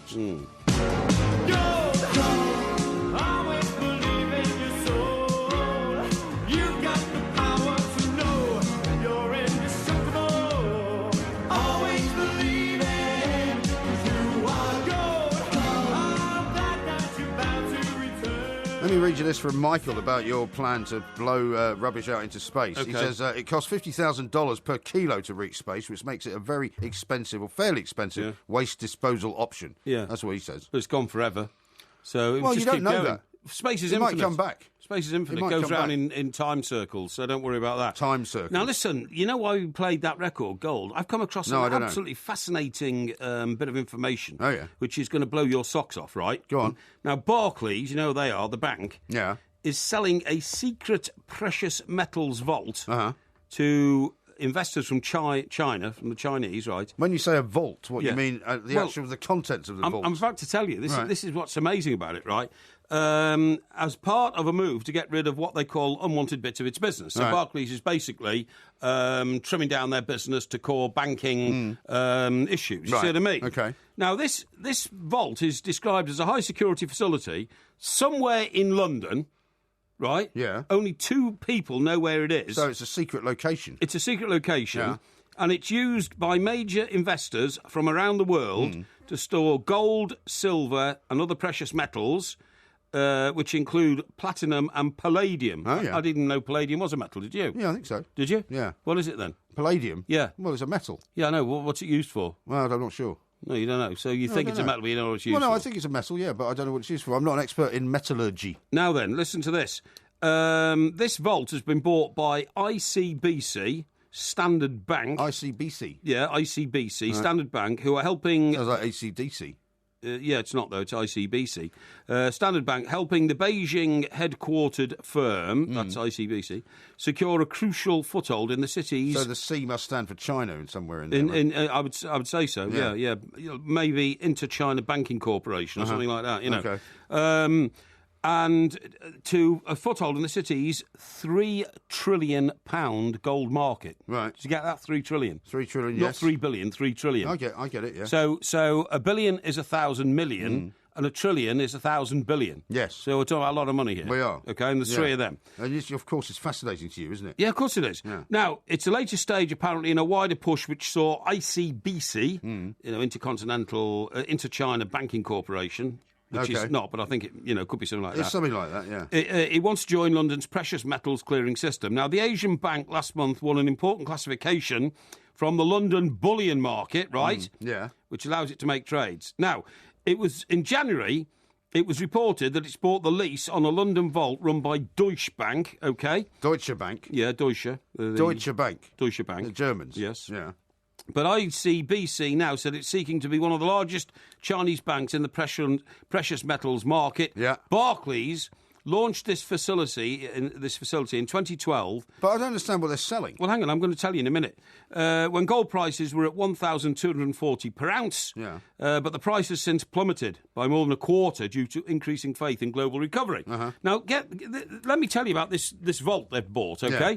First of all, it's in an unknown location in Greater London, Right. and it is surrounded by high-density electric fences. So when they say Greater London, do you think that's a clue that it's not in the city of London? Well, I don't know. So it could be like further out. Can't speculate. Because remember when the Hatton Garden, the Yes. Hatton Garden robberies took place, Yes. people didn't realise that they had all those vaults underneath no, Hatton Garden, absolutely. which had things in them which weren't even insured. No, exactly. Because they were so expensive. They're so expensive, and it was supposed to be so safe. And they've only got about half of it back, I think. Only haven't got half of it back. Yeah. Right. Now, the vault holds up to 2,000 tonnes of gold. Right. Have you got that? Yeah.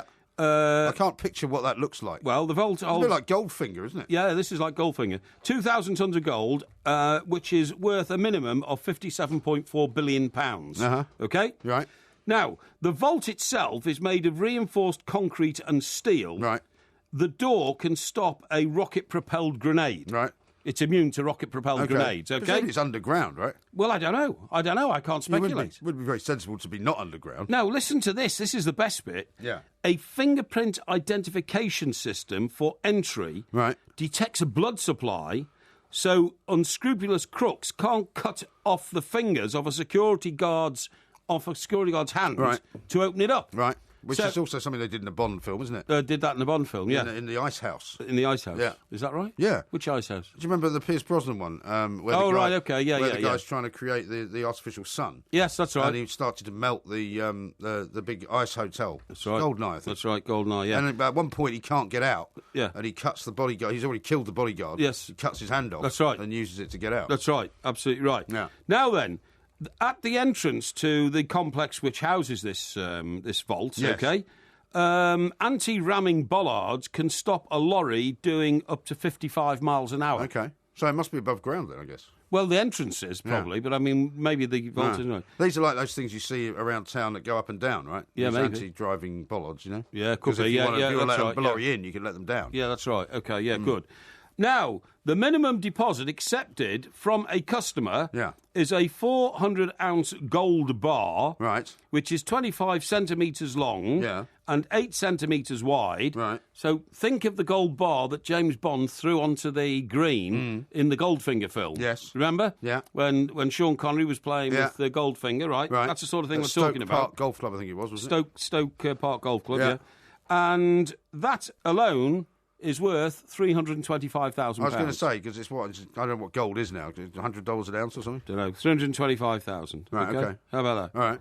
So isn't that amazing? Nobody knew we had this. Nobody knew this facility existed in this country. It doesn't really affect anybody normal, does it? Because nobody normal is going to be able to put one gold bar in at the cost of £300,000. Well, if I had $325,000 spare, I'd go and buy one, just have a gold bar. Would you? Well, I thought you used to collect Krugerrands. I did. I used to buy Krugerrands as a schoolboy. Have you not still got any when I was 16. No, I haven't. No. What did you do with them?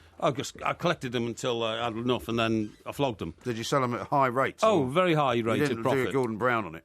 Oh, Wait until it hit an no. all-time low. No. Because Gordon Brown sold all the gold, didn't he? Oh, we've lost about $12.5 billion on the sale that Gordon Brown instructed. Because the thing about gold is that investors always go to it when currency is unsure. So maybe now, because of what is unknown about the referendum, people will buy more gold. Maybe, yeah. But why are you telling us all this anyway? Well, because I just think it's utterly fascinating. Because you're fascinated with money. Well, yes, I am, I suppose, but we've got this facility in this country. Nobody even knows where it is. Yeah. This is the amazing thing, isn't it? Well, I bet more people know where it is than let on, though, because they have to employ people to work there, presumably. Yeah, but apparently only 2 people actually know the location of this incredible vault. There must be people working there. They must have security guards there. Wouldn't you think that if it holds up to 2,000 tonnes of gold, which is worth $57.4 billion... They must have security guards there. Well, I suppose so, but they might be sworn to secrecy. Yeah, but that means there's more than 2 people that know where it is. But what I'm saying Otherwise they wouldn't be able to get to work. What I'm saying... Well, apart from people who work there, what I'm saying is, if you were just walking around there and you suddenly decide to slip, one gold bar into your pocket... That's the sort of thing you would think you'd do. Well, nobody would miss it, would they? Of course they'd miss it. No, they wouldn't. They'd catch you on CCTV and you'd be prosecuted and you'd go to jail. No, what you could do is This is Porky thinking of the worst order. Do you know what I'd do? do you know what I'd do? What would you do? I would... How would you secrete a gold bar on your person? Do you know what I'd do? I would take a lot of wrapping paper from various bars of chocolate and put it around a gold bar. That's a lot of bars of chocolate. Eh? That's a lot of bars of chocolate. Well, no, what are the dimensions of this bar? Let me see. 25 centimetres long. Yeah. Actually, that's about 2 feet, isn't it? Well, I don't think it's quite as much as that. 25 centimetres. It's about a foot, is it? Yeah, about a foot. And 8 centimetres wide. But you could get, for instance... I mean, that's a couple of big bars of fruit and nut, I'd think, minimum. Well, do you know what you could do? Yeah. You could wait until Christmas and get one of these giant Toblerone. Oh, yeah. Right? Or the big Jaffa cake one that they sell. Yeah, that's right. Yeah, absolutely. You know what I mean? You get 3 or 4 of them in there. Well, you would, but you'd only want one because it's quite heavy. But I'd get a giant Toblerone packet because that's the same colour as gold, right? Stick a gold bar in there. Unfortunately, it's not a pyramid shape, though. No, it's not, but it's big enough to get your gold bar in on one of the 3 surfaces, I'm sure. Yeah. I'm sure you could do that. Okay. Sure. Yeah, absolutely no problem. Well, that'd be a tasty bit of Toblerone, wouldn't it? It certainly would. Yeah. Amazing how you're so obsessed with money, riches, no, gold. I'm not. I just think it's fascinating stuff. I know you do. Yeah. But coming up next, it's Ask Porky. Fear of poverty. The Two Mics, simulcast across the UK on Talk Sport and... Something you want an answer to. Could be a dilemma you're facing, could be any kind of problem that you need solving. He is, of course, here to help. We've got loads and loads of questions here, Mr. Parry. Yes. We'll try and rush through them as quickly as we can. Let's do that. I'll concentrate on giving the best possible answers I can. Excellent. And try and keep it relatively short if you don't mind. Okay. First question is from Perry, who posted this on Facebook. If Porky was abducted by aliens, what would be the first question he'd ask them? Which world do you come from? Because I'd love to know which world you come from. Yeah, I don't believe there are aliens anyway, but I mean, if they were, I don't know which world you come from, how long did it take you to get here, and how far behind are Earthlings to your sophisticated society. OK. Not a bad one, that. Here's one from Cliff, who says, just a week to go until my girlfriend gives birth. What comfort items should I pick for the hospital, which will be a 48-hour stay? Well, all you'll need really, mate, is a machine on which you can download the Two Mics podcasts, because that'll keep you in fine fettle. It will keep your spirits up. It'll give you a bit of a laugh here and there. It will give you deep thinking thoughts about some of the issues that we get to. That's all you'll need. If you combine that with a selection of your best music, selected for you by somebody else who knows your musical tastes, like podcast-type stuff, iPod-type stuff, then a combination of the Two Mics with your favourite music, perhaps a bit of Bowie because he's departed this earth, this world, perhaps some Beatles if you're of that generation, perhaps some Oasis, that'll get you through. Anything for the mother-to-be? The mother-to-be? Yeah. I thought you were talking about the... Well, I don't know. The guy, yeah. I don't know. Well, for the mother-to-be, some soothing music, like Brahms' water music. OK. Yep. Brahms' water music. Yeah. Just play it in the same room as the lady concerned. OK. And get some false flowers. False flowers? Yeah, you can't take real flowers into hospitals because they use too much oxygen. They don't like it, do they? No. False flowers. All right, anyway, Alex says this. Porky, our football team lost 12-0 last week. Yeah. Which formation should we play this Sunday? I wouldn't bother. If you're playing in a team that loses 12-0, frankly, you're so hopeless. It's just depressing and degenerating to play any other games. I hate stories I read about, this plucky team went 22 games and didn't win one all season, conceded 140 goals. Well, you're all losers and jokers. I don't know why you bother playing, honestly. No, OK. Pathetic. All right, calm down. Chris on Facebook says, Dear Porky, what is the best item you have procured for free? I presume that doesn't mean stolen. Well, I don't get things for free. I get things, you get out of life what you put into life. What about all those facility trips? Well, they were facility trips. They were part of the fact that I had a job in which you had to undergo these things as part of your existence, part of the raison d'etre of your life and your profession. I don't take things for free. I haven't got anything given to me for free. Everything I've got in life is because of the way that I've been able to earn dosh to buy those things. The only thing in life that's free is the air that you breathe. OK. Next question from Paul in Derbyshire on Twitter. Why do jungle animals have ears when there are no sounds in the jungle? There are sounds in the jungle. Jungle animals have ears because you have to understand it is the law of the jungle is literally that there is a hierarchy of survival in the jungle, survival of the fittest, and the reason that animals have ears is so that they can hear predators coming up upon them. One of the most distressing sights I ever saw was a leopard leaping on an impala after chasing it down at dawn in the Kruger National Park in South Africa. The impala had ears, but it couldn't move fast enough. Richard says this. When you first started on the radio, did you almost swear, or how do you remember not to swear, as you do off-air? Well, I don't swear off-air very much at all. I have very, very prosaic language because I believe in the purity and the beauty of the English language and all other languages. However, you've got to be very aware of what you're saying. We're on the radio because, remember, once those words have left your mouth and gone down a microphone and been listened to by millions, you don't get that back. You can write something down and then review it and pull it back, but you don't get your words back. So you've got to be on the ball at all times. Sometimes worries me as to whether old MG is on the ball or not. Yeah, well, I have to put up with an awful lot, which is probably why I get sometimes sidetracked. Duckford says this. Yes. What is a bigger threat, global warming or pesticides killing off the bees? Pesticides killing off the bees is something we have to watch very carefully, but we have to be extremely careful that we don't upset the balance of nature. Global warming is not a threat to the world because it doesn't exist. All right. There is no global warming. We have sunspots which come far off the sun, which do alter generationally the weather patterns on Earth, and usually about every 50 years or something like that. Yeah. But there's no such thing as global warming. OK. TMF says this. What is your opinion of people who have mild health problems who massively exaggerate them to gain sympathy? They are pathetic scumbags, and the worst sort are those who go around claiming they've got arthritis or they're suffering from obesity, which is of their own making, of course, and they get a free mobile scooter, which they then terrorise pedestrians with by, running around on pavements with them. The other scumbags who are being identified at the moment are those who go one step further and even get a taxpayer-funded car in which to drive around in with a blue board that they put in the front saying, I'm disabled, when in fact they're not disabled except on some technical issue which doesn't make them incapable of moving around. OK, funny enough, cars is the next question. Phil says, what are your 3 favourite cars? Well, if I had the choice and was going to buy one, it would be, in order, Aston Martin. Yeah, any particular brand? I mean, any particular model? Well, the Vantage, I suppose. Vantage. The Aston Martin Vantage, yeah. Right. The second one would be the Jaguar F-Type. Which is, in fact, I'm really it's a nice car, though. I saw one the other day. Beautiful car. Gorgeous. And the third Expensive, one would be the Baby Bentley. Yes. Yes, they'd be my 3 favourite cars. All right. Yes. Now, here's one from Graham in Bath, who Right. texted this one into 81089. A much younger woman at work has been very friendly with me for months, although she's single, and I am also. She's about 15 to 20 years younger. Yeah. Should I ask her out, and is there any future in it if she says yes? No, you must stay away from it. It is a recipe for disaster. Well, You've about got- single. No, I don't care. You've got to understand, people 15 or 20 years younger than you do not have the same interests in life as you have.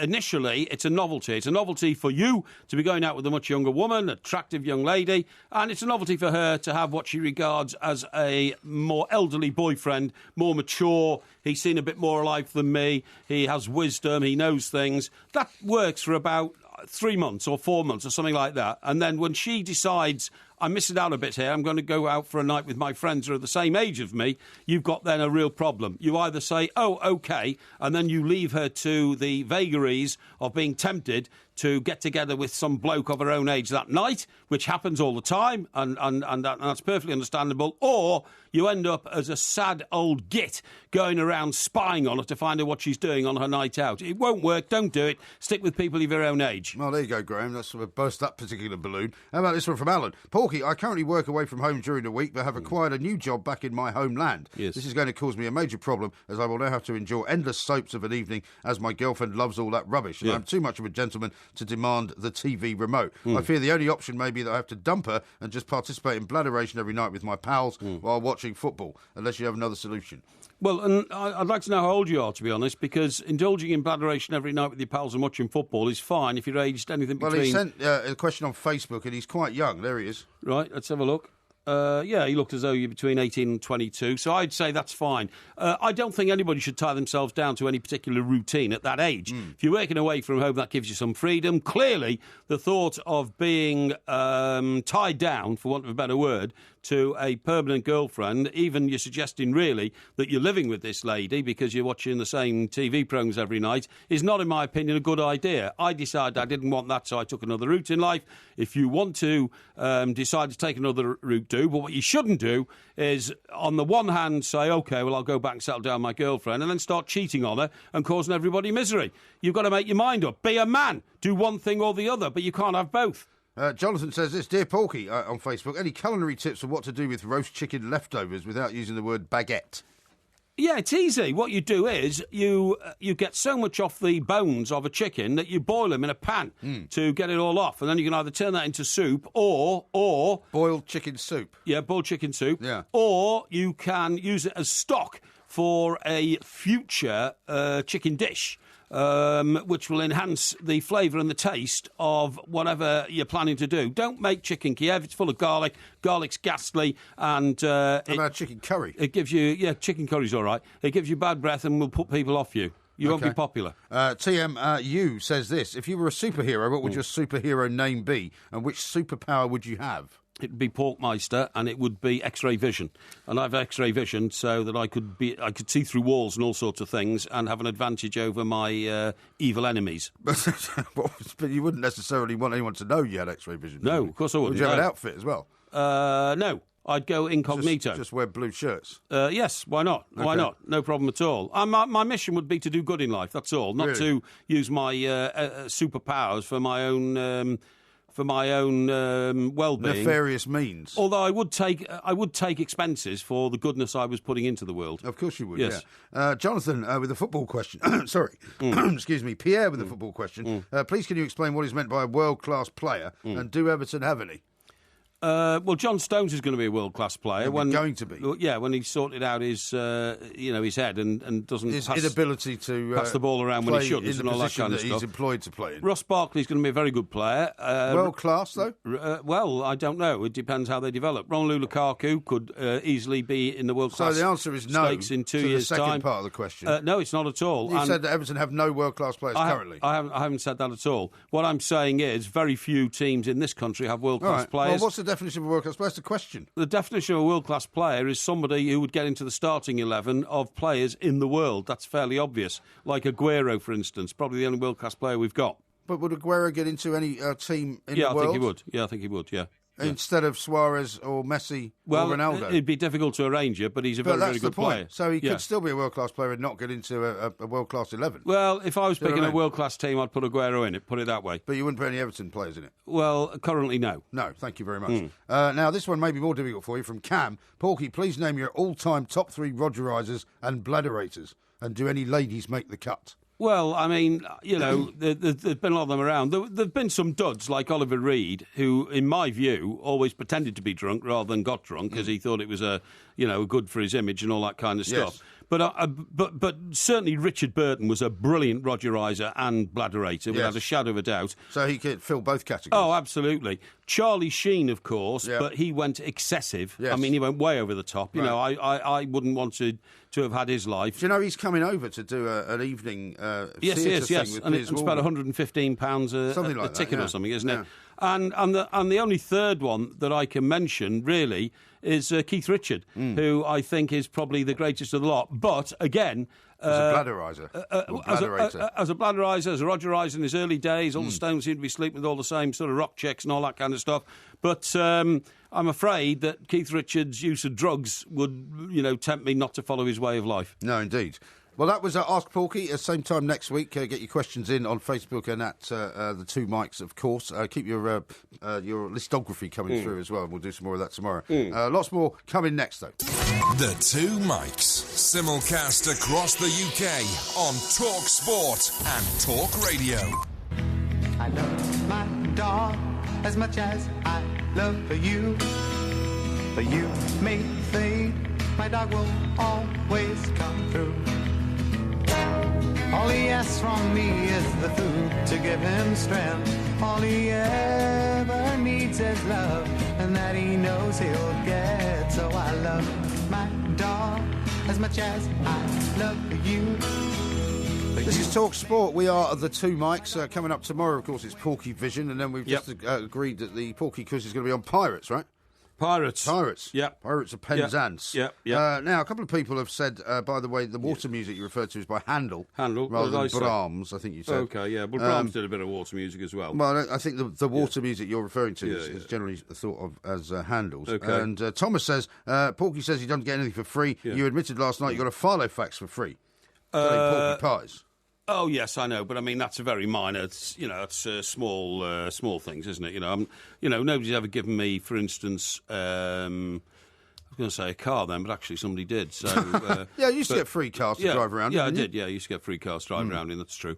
But mostly speaking, most of which I have in life is through my own blood, sweat, and tears. Yeah. That's the point I'm making. Palladium is used as a catalyst to create specialist chemicals that cannot be made by any other method. Is that right? And then somebody tweeted in saying that their wedding ring was made of palladium. Really? Yeah. That's strange. So the only palladium I know is the London Palladium. Yeah, but that's not the same spelling. We're planning on doing a show there, by the way, aren't we? Sometime. When? London Palladium. Are we? Yeah, when we outgrow all the other venues. Oh, right, OK. Dingwalls, by the way, June the 10th. Yeah. I have to say, a lot of interest being generated in that now. Well, that's going to be great. You still want to come, folks, get onto the ticket line as quickly as you can, because I think you're going to find that there's going to be a rush on tickets there. Well, it's quite a big venue as well, so you should be able to get some. Yeah. ICBC, according to Richard, is the Industrial and Commercial Bank of China. Oh, well, that's it, yeah. Well, I knew the word China had been it, obviously, yeah. Good. Josh says, don't worry, MG, it's not your fault Porky has the same haircut taste as Hodgepodge. Hodgepodge, who's it? I don't know. Thomas says, £30 haircut, Porky. How much did you pay for your haircut? I paid £25 for mine last time. You did, you told us you paid 65. 65, that's right, yes. Well, yes. which is it, 25 or 65? No, 65. Yeah. David says, did you see the octopus at the aquarium when you were running the Premier League Museum? It was round about that time, actually. Yeah, good thinking. Nico, see, people have got a longer memory than you. Porky's slagging you off for having spent 120 quid on a meal when he spent £175 on a pair of slippers. Yeah, but I mean, they have a value and a worth which lasts for years. A meal has come and gone in 10 minutes, isn't it? You know. No, not at all. You're there for certainly about... two £34 bottles of wine on the day when you're working is an outrage. You have no understanding. You have no understanding of cultural kind of pastimes. I think I do. When I sit down with my daughter for a meal, we don't just sit there, scoff and stuff our faces and then walk away. Oh, yeah? We sat there for about 3 hours. So you spend 3 hours lolling around on a day when we're supposed to have a show, and what sort of preparation were you doing for tonight's show? Well, I was constantly on Twitter during the meal, reading things. You know, she was reading her emails, I was reading mine. You know, that's so what you do. Is that what you do when you go out with your daughter? What did you do all afternoon? What did I do all afternoon? Research for the show tonight. What? What do you mean, research what? Research on... How long does it take you to read a couple of copies of your journal? The issues in life and all that kind of stuff. I mean, you have an entire day. I've already told you I went shopping and... you went shopping and bought a jacket. I looked after a lady who was trying to sell me a big issue, you know. Made sure her life was a bit more comfortable. That takes account of about 20 minutes. Now, listen, I want to talk to you... You don't like me asking you questions about what you do? No, I don't mind at all, but, you know... here's what DJ Brizey says. I have a lot of responsibilities because... Really? You don't have any responsibilities? No, I do. You have 2 children, sure enough. I've got 4 children. Yeah, you have 4 children, but you also have an ex-wife and the mother of your children to look after all those domestic affairs. Yes. I look after all my own domestic affairs. Yeah, but you haven't got any. That's my point. For instance, I sorted out 6 major financial situations today. What do you mean? Which are coordinate with my life, which I had to sort out. What do you mean, financial situations? Well, I'm not going to go into the detail, but I have to reorganise things like, insurance you mean your policies. Property empire? But yes, a lot to do with the property and the mortgages and the service charges and all that kind of stuff. And I've got another cracked ceiling in a property which had to be sorted out today. Is that the Egyptian doctor? No, it's not. No, and I had to get some contractors in and all that kind of stuff. Man of the people. So pretty busy. Now, listen, I want to talk to you about your dog and fireworks. My dog. There's a move underway to say fireworks should only be used in this country for 4 days a year because they are so distressing to dogs. Did you know that? Well, I have heard that that's a proposal before. The thing about fireworks is that they tend... It's not so much that they're used all year round, is it? It's just that around the times when they are used, they're used sort of a week either side of it. Yes, that's right. Like on bonfire night, for example, you hear fireworks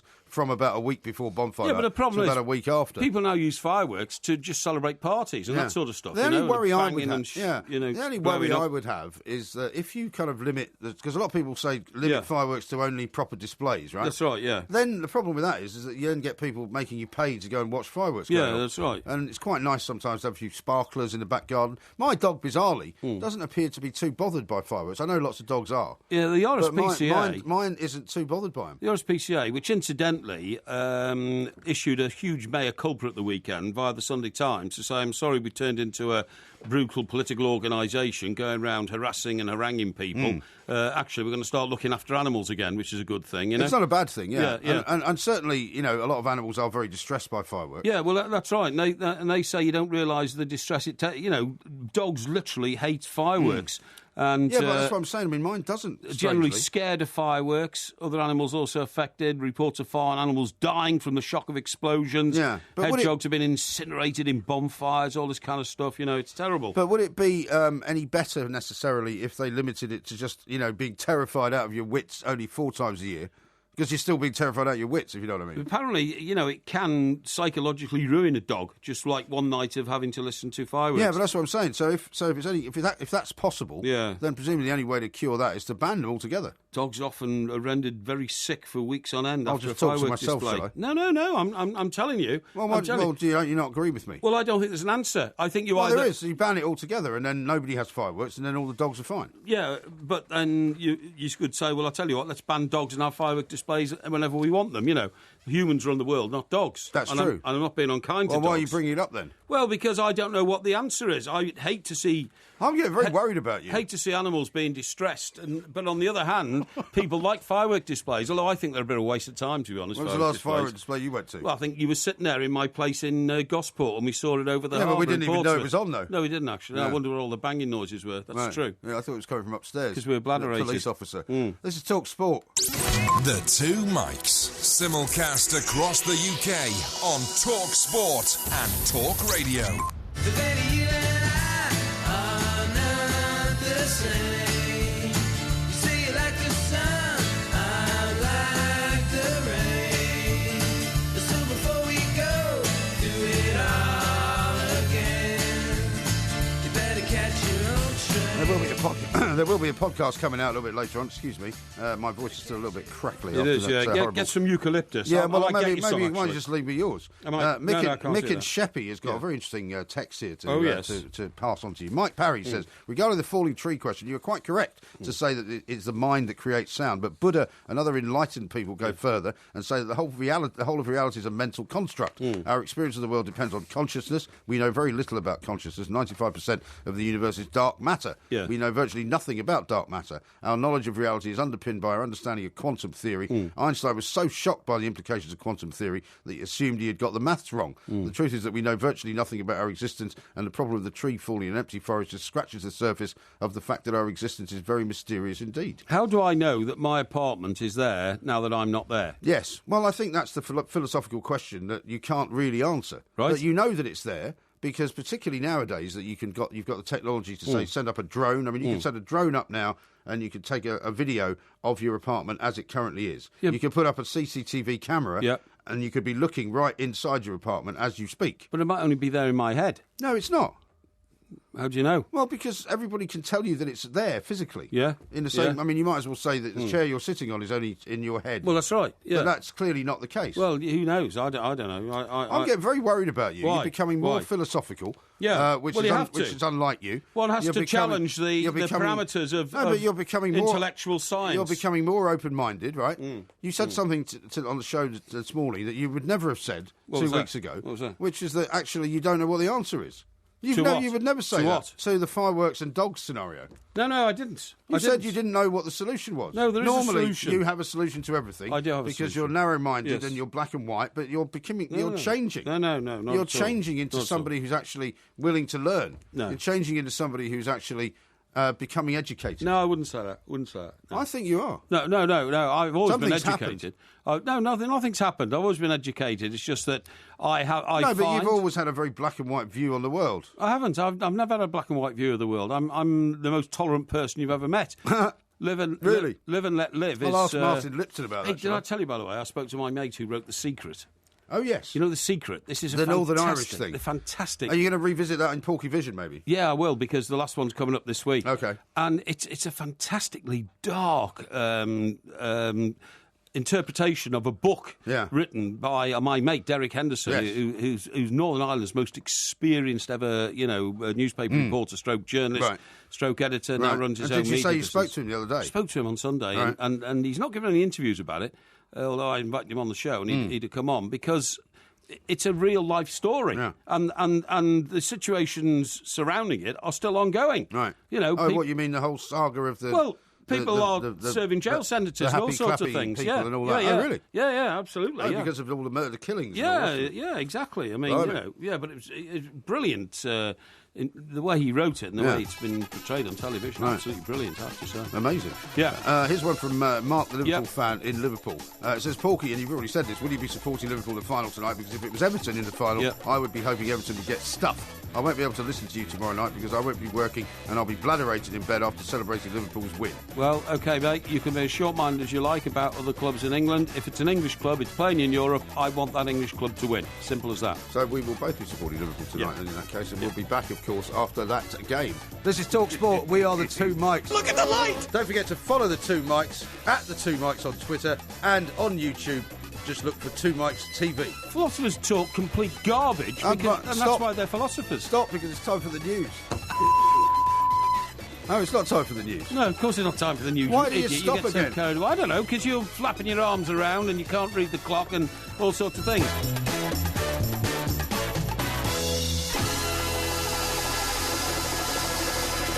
I'm going to tell you later in the show about the magical sighting of the rare bowhead whale down off Cornwall. Bowhead? A rare bowhead whale has been spotted. Why is it called a bowhead whale? Because it's got a head like a bow. Really? Yeah. I can't say what I was about to say, though, but it involves Sherlock. If you love the Two Mikes podcast, you'll love the live show. Weekday overnights from 1am on DAB Digital Radio and 1089 and 1053 AM and via the TalkSport app. TalkSport, your Premier League station with exclusive commentaries every weekend. What an absolute corker! TalkSport. To bring the vacant home.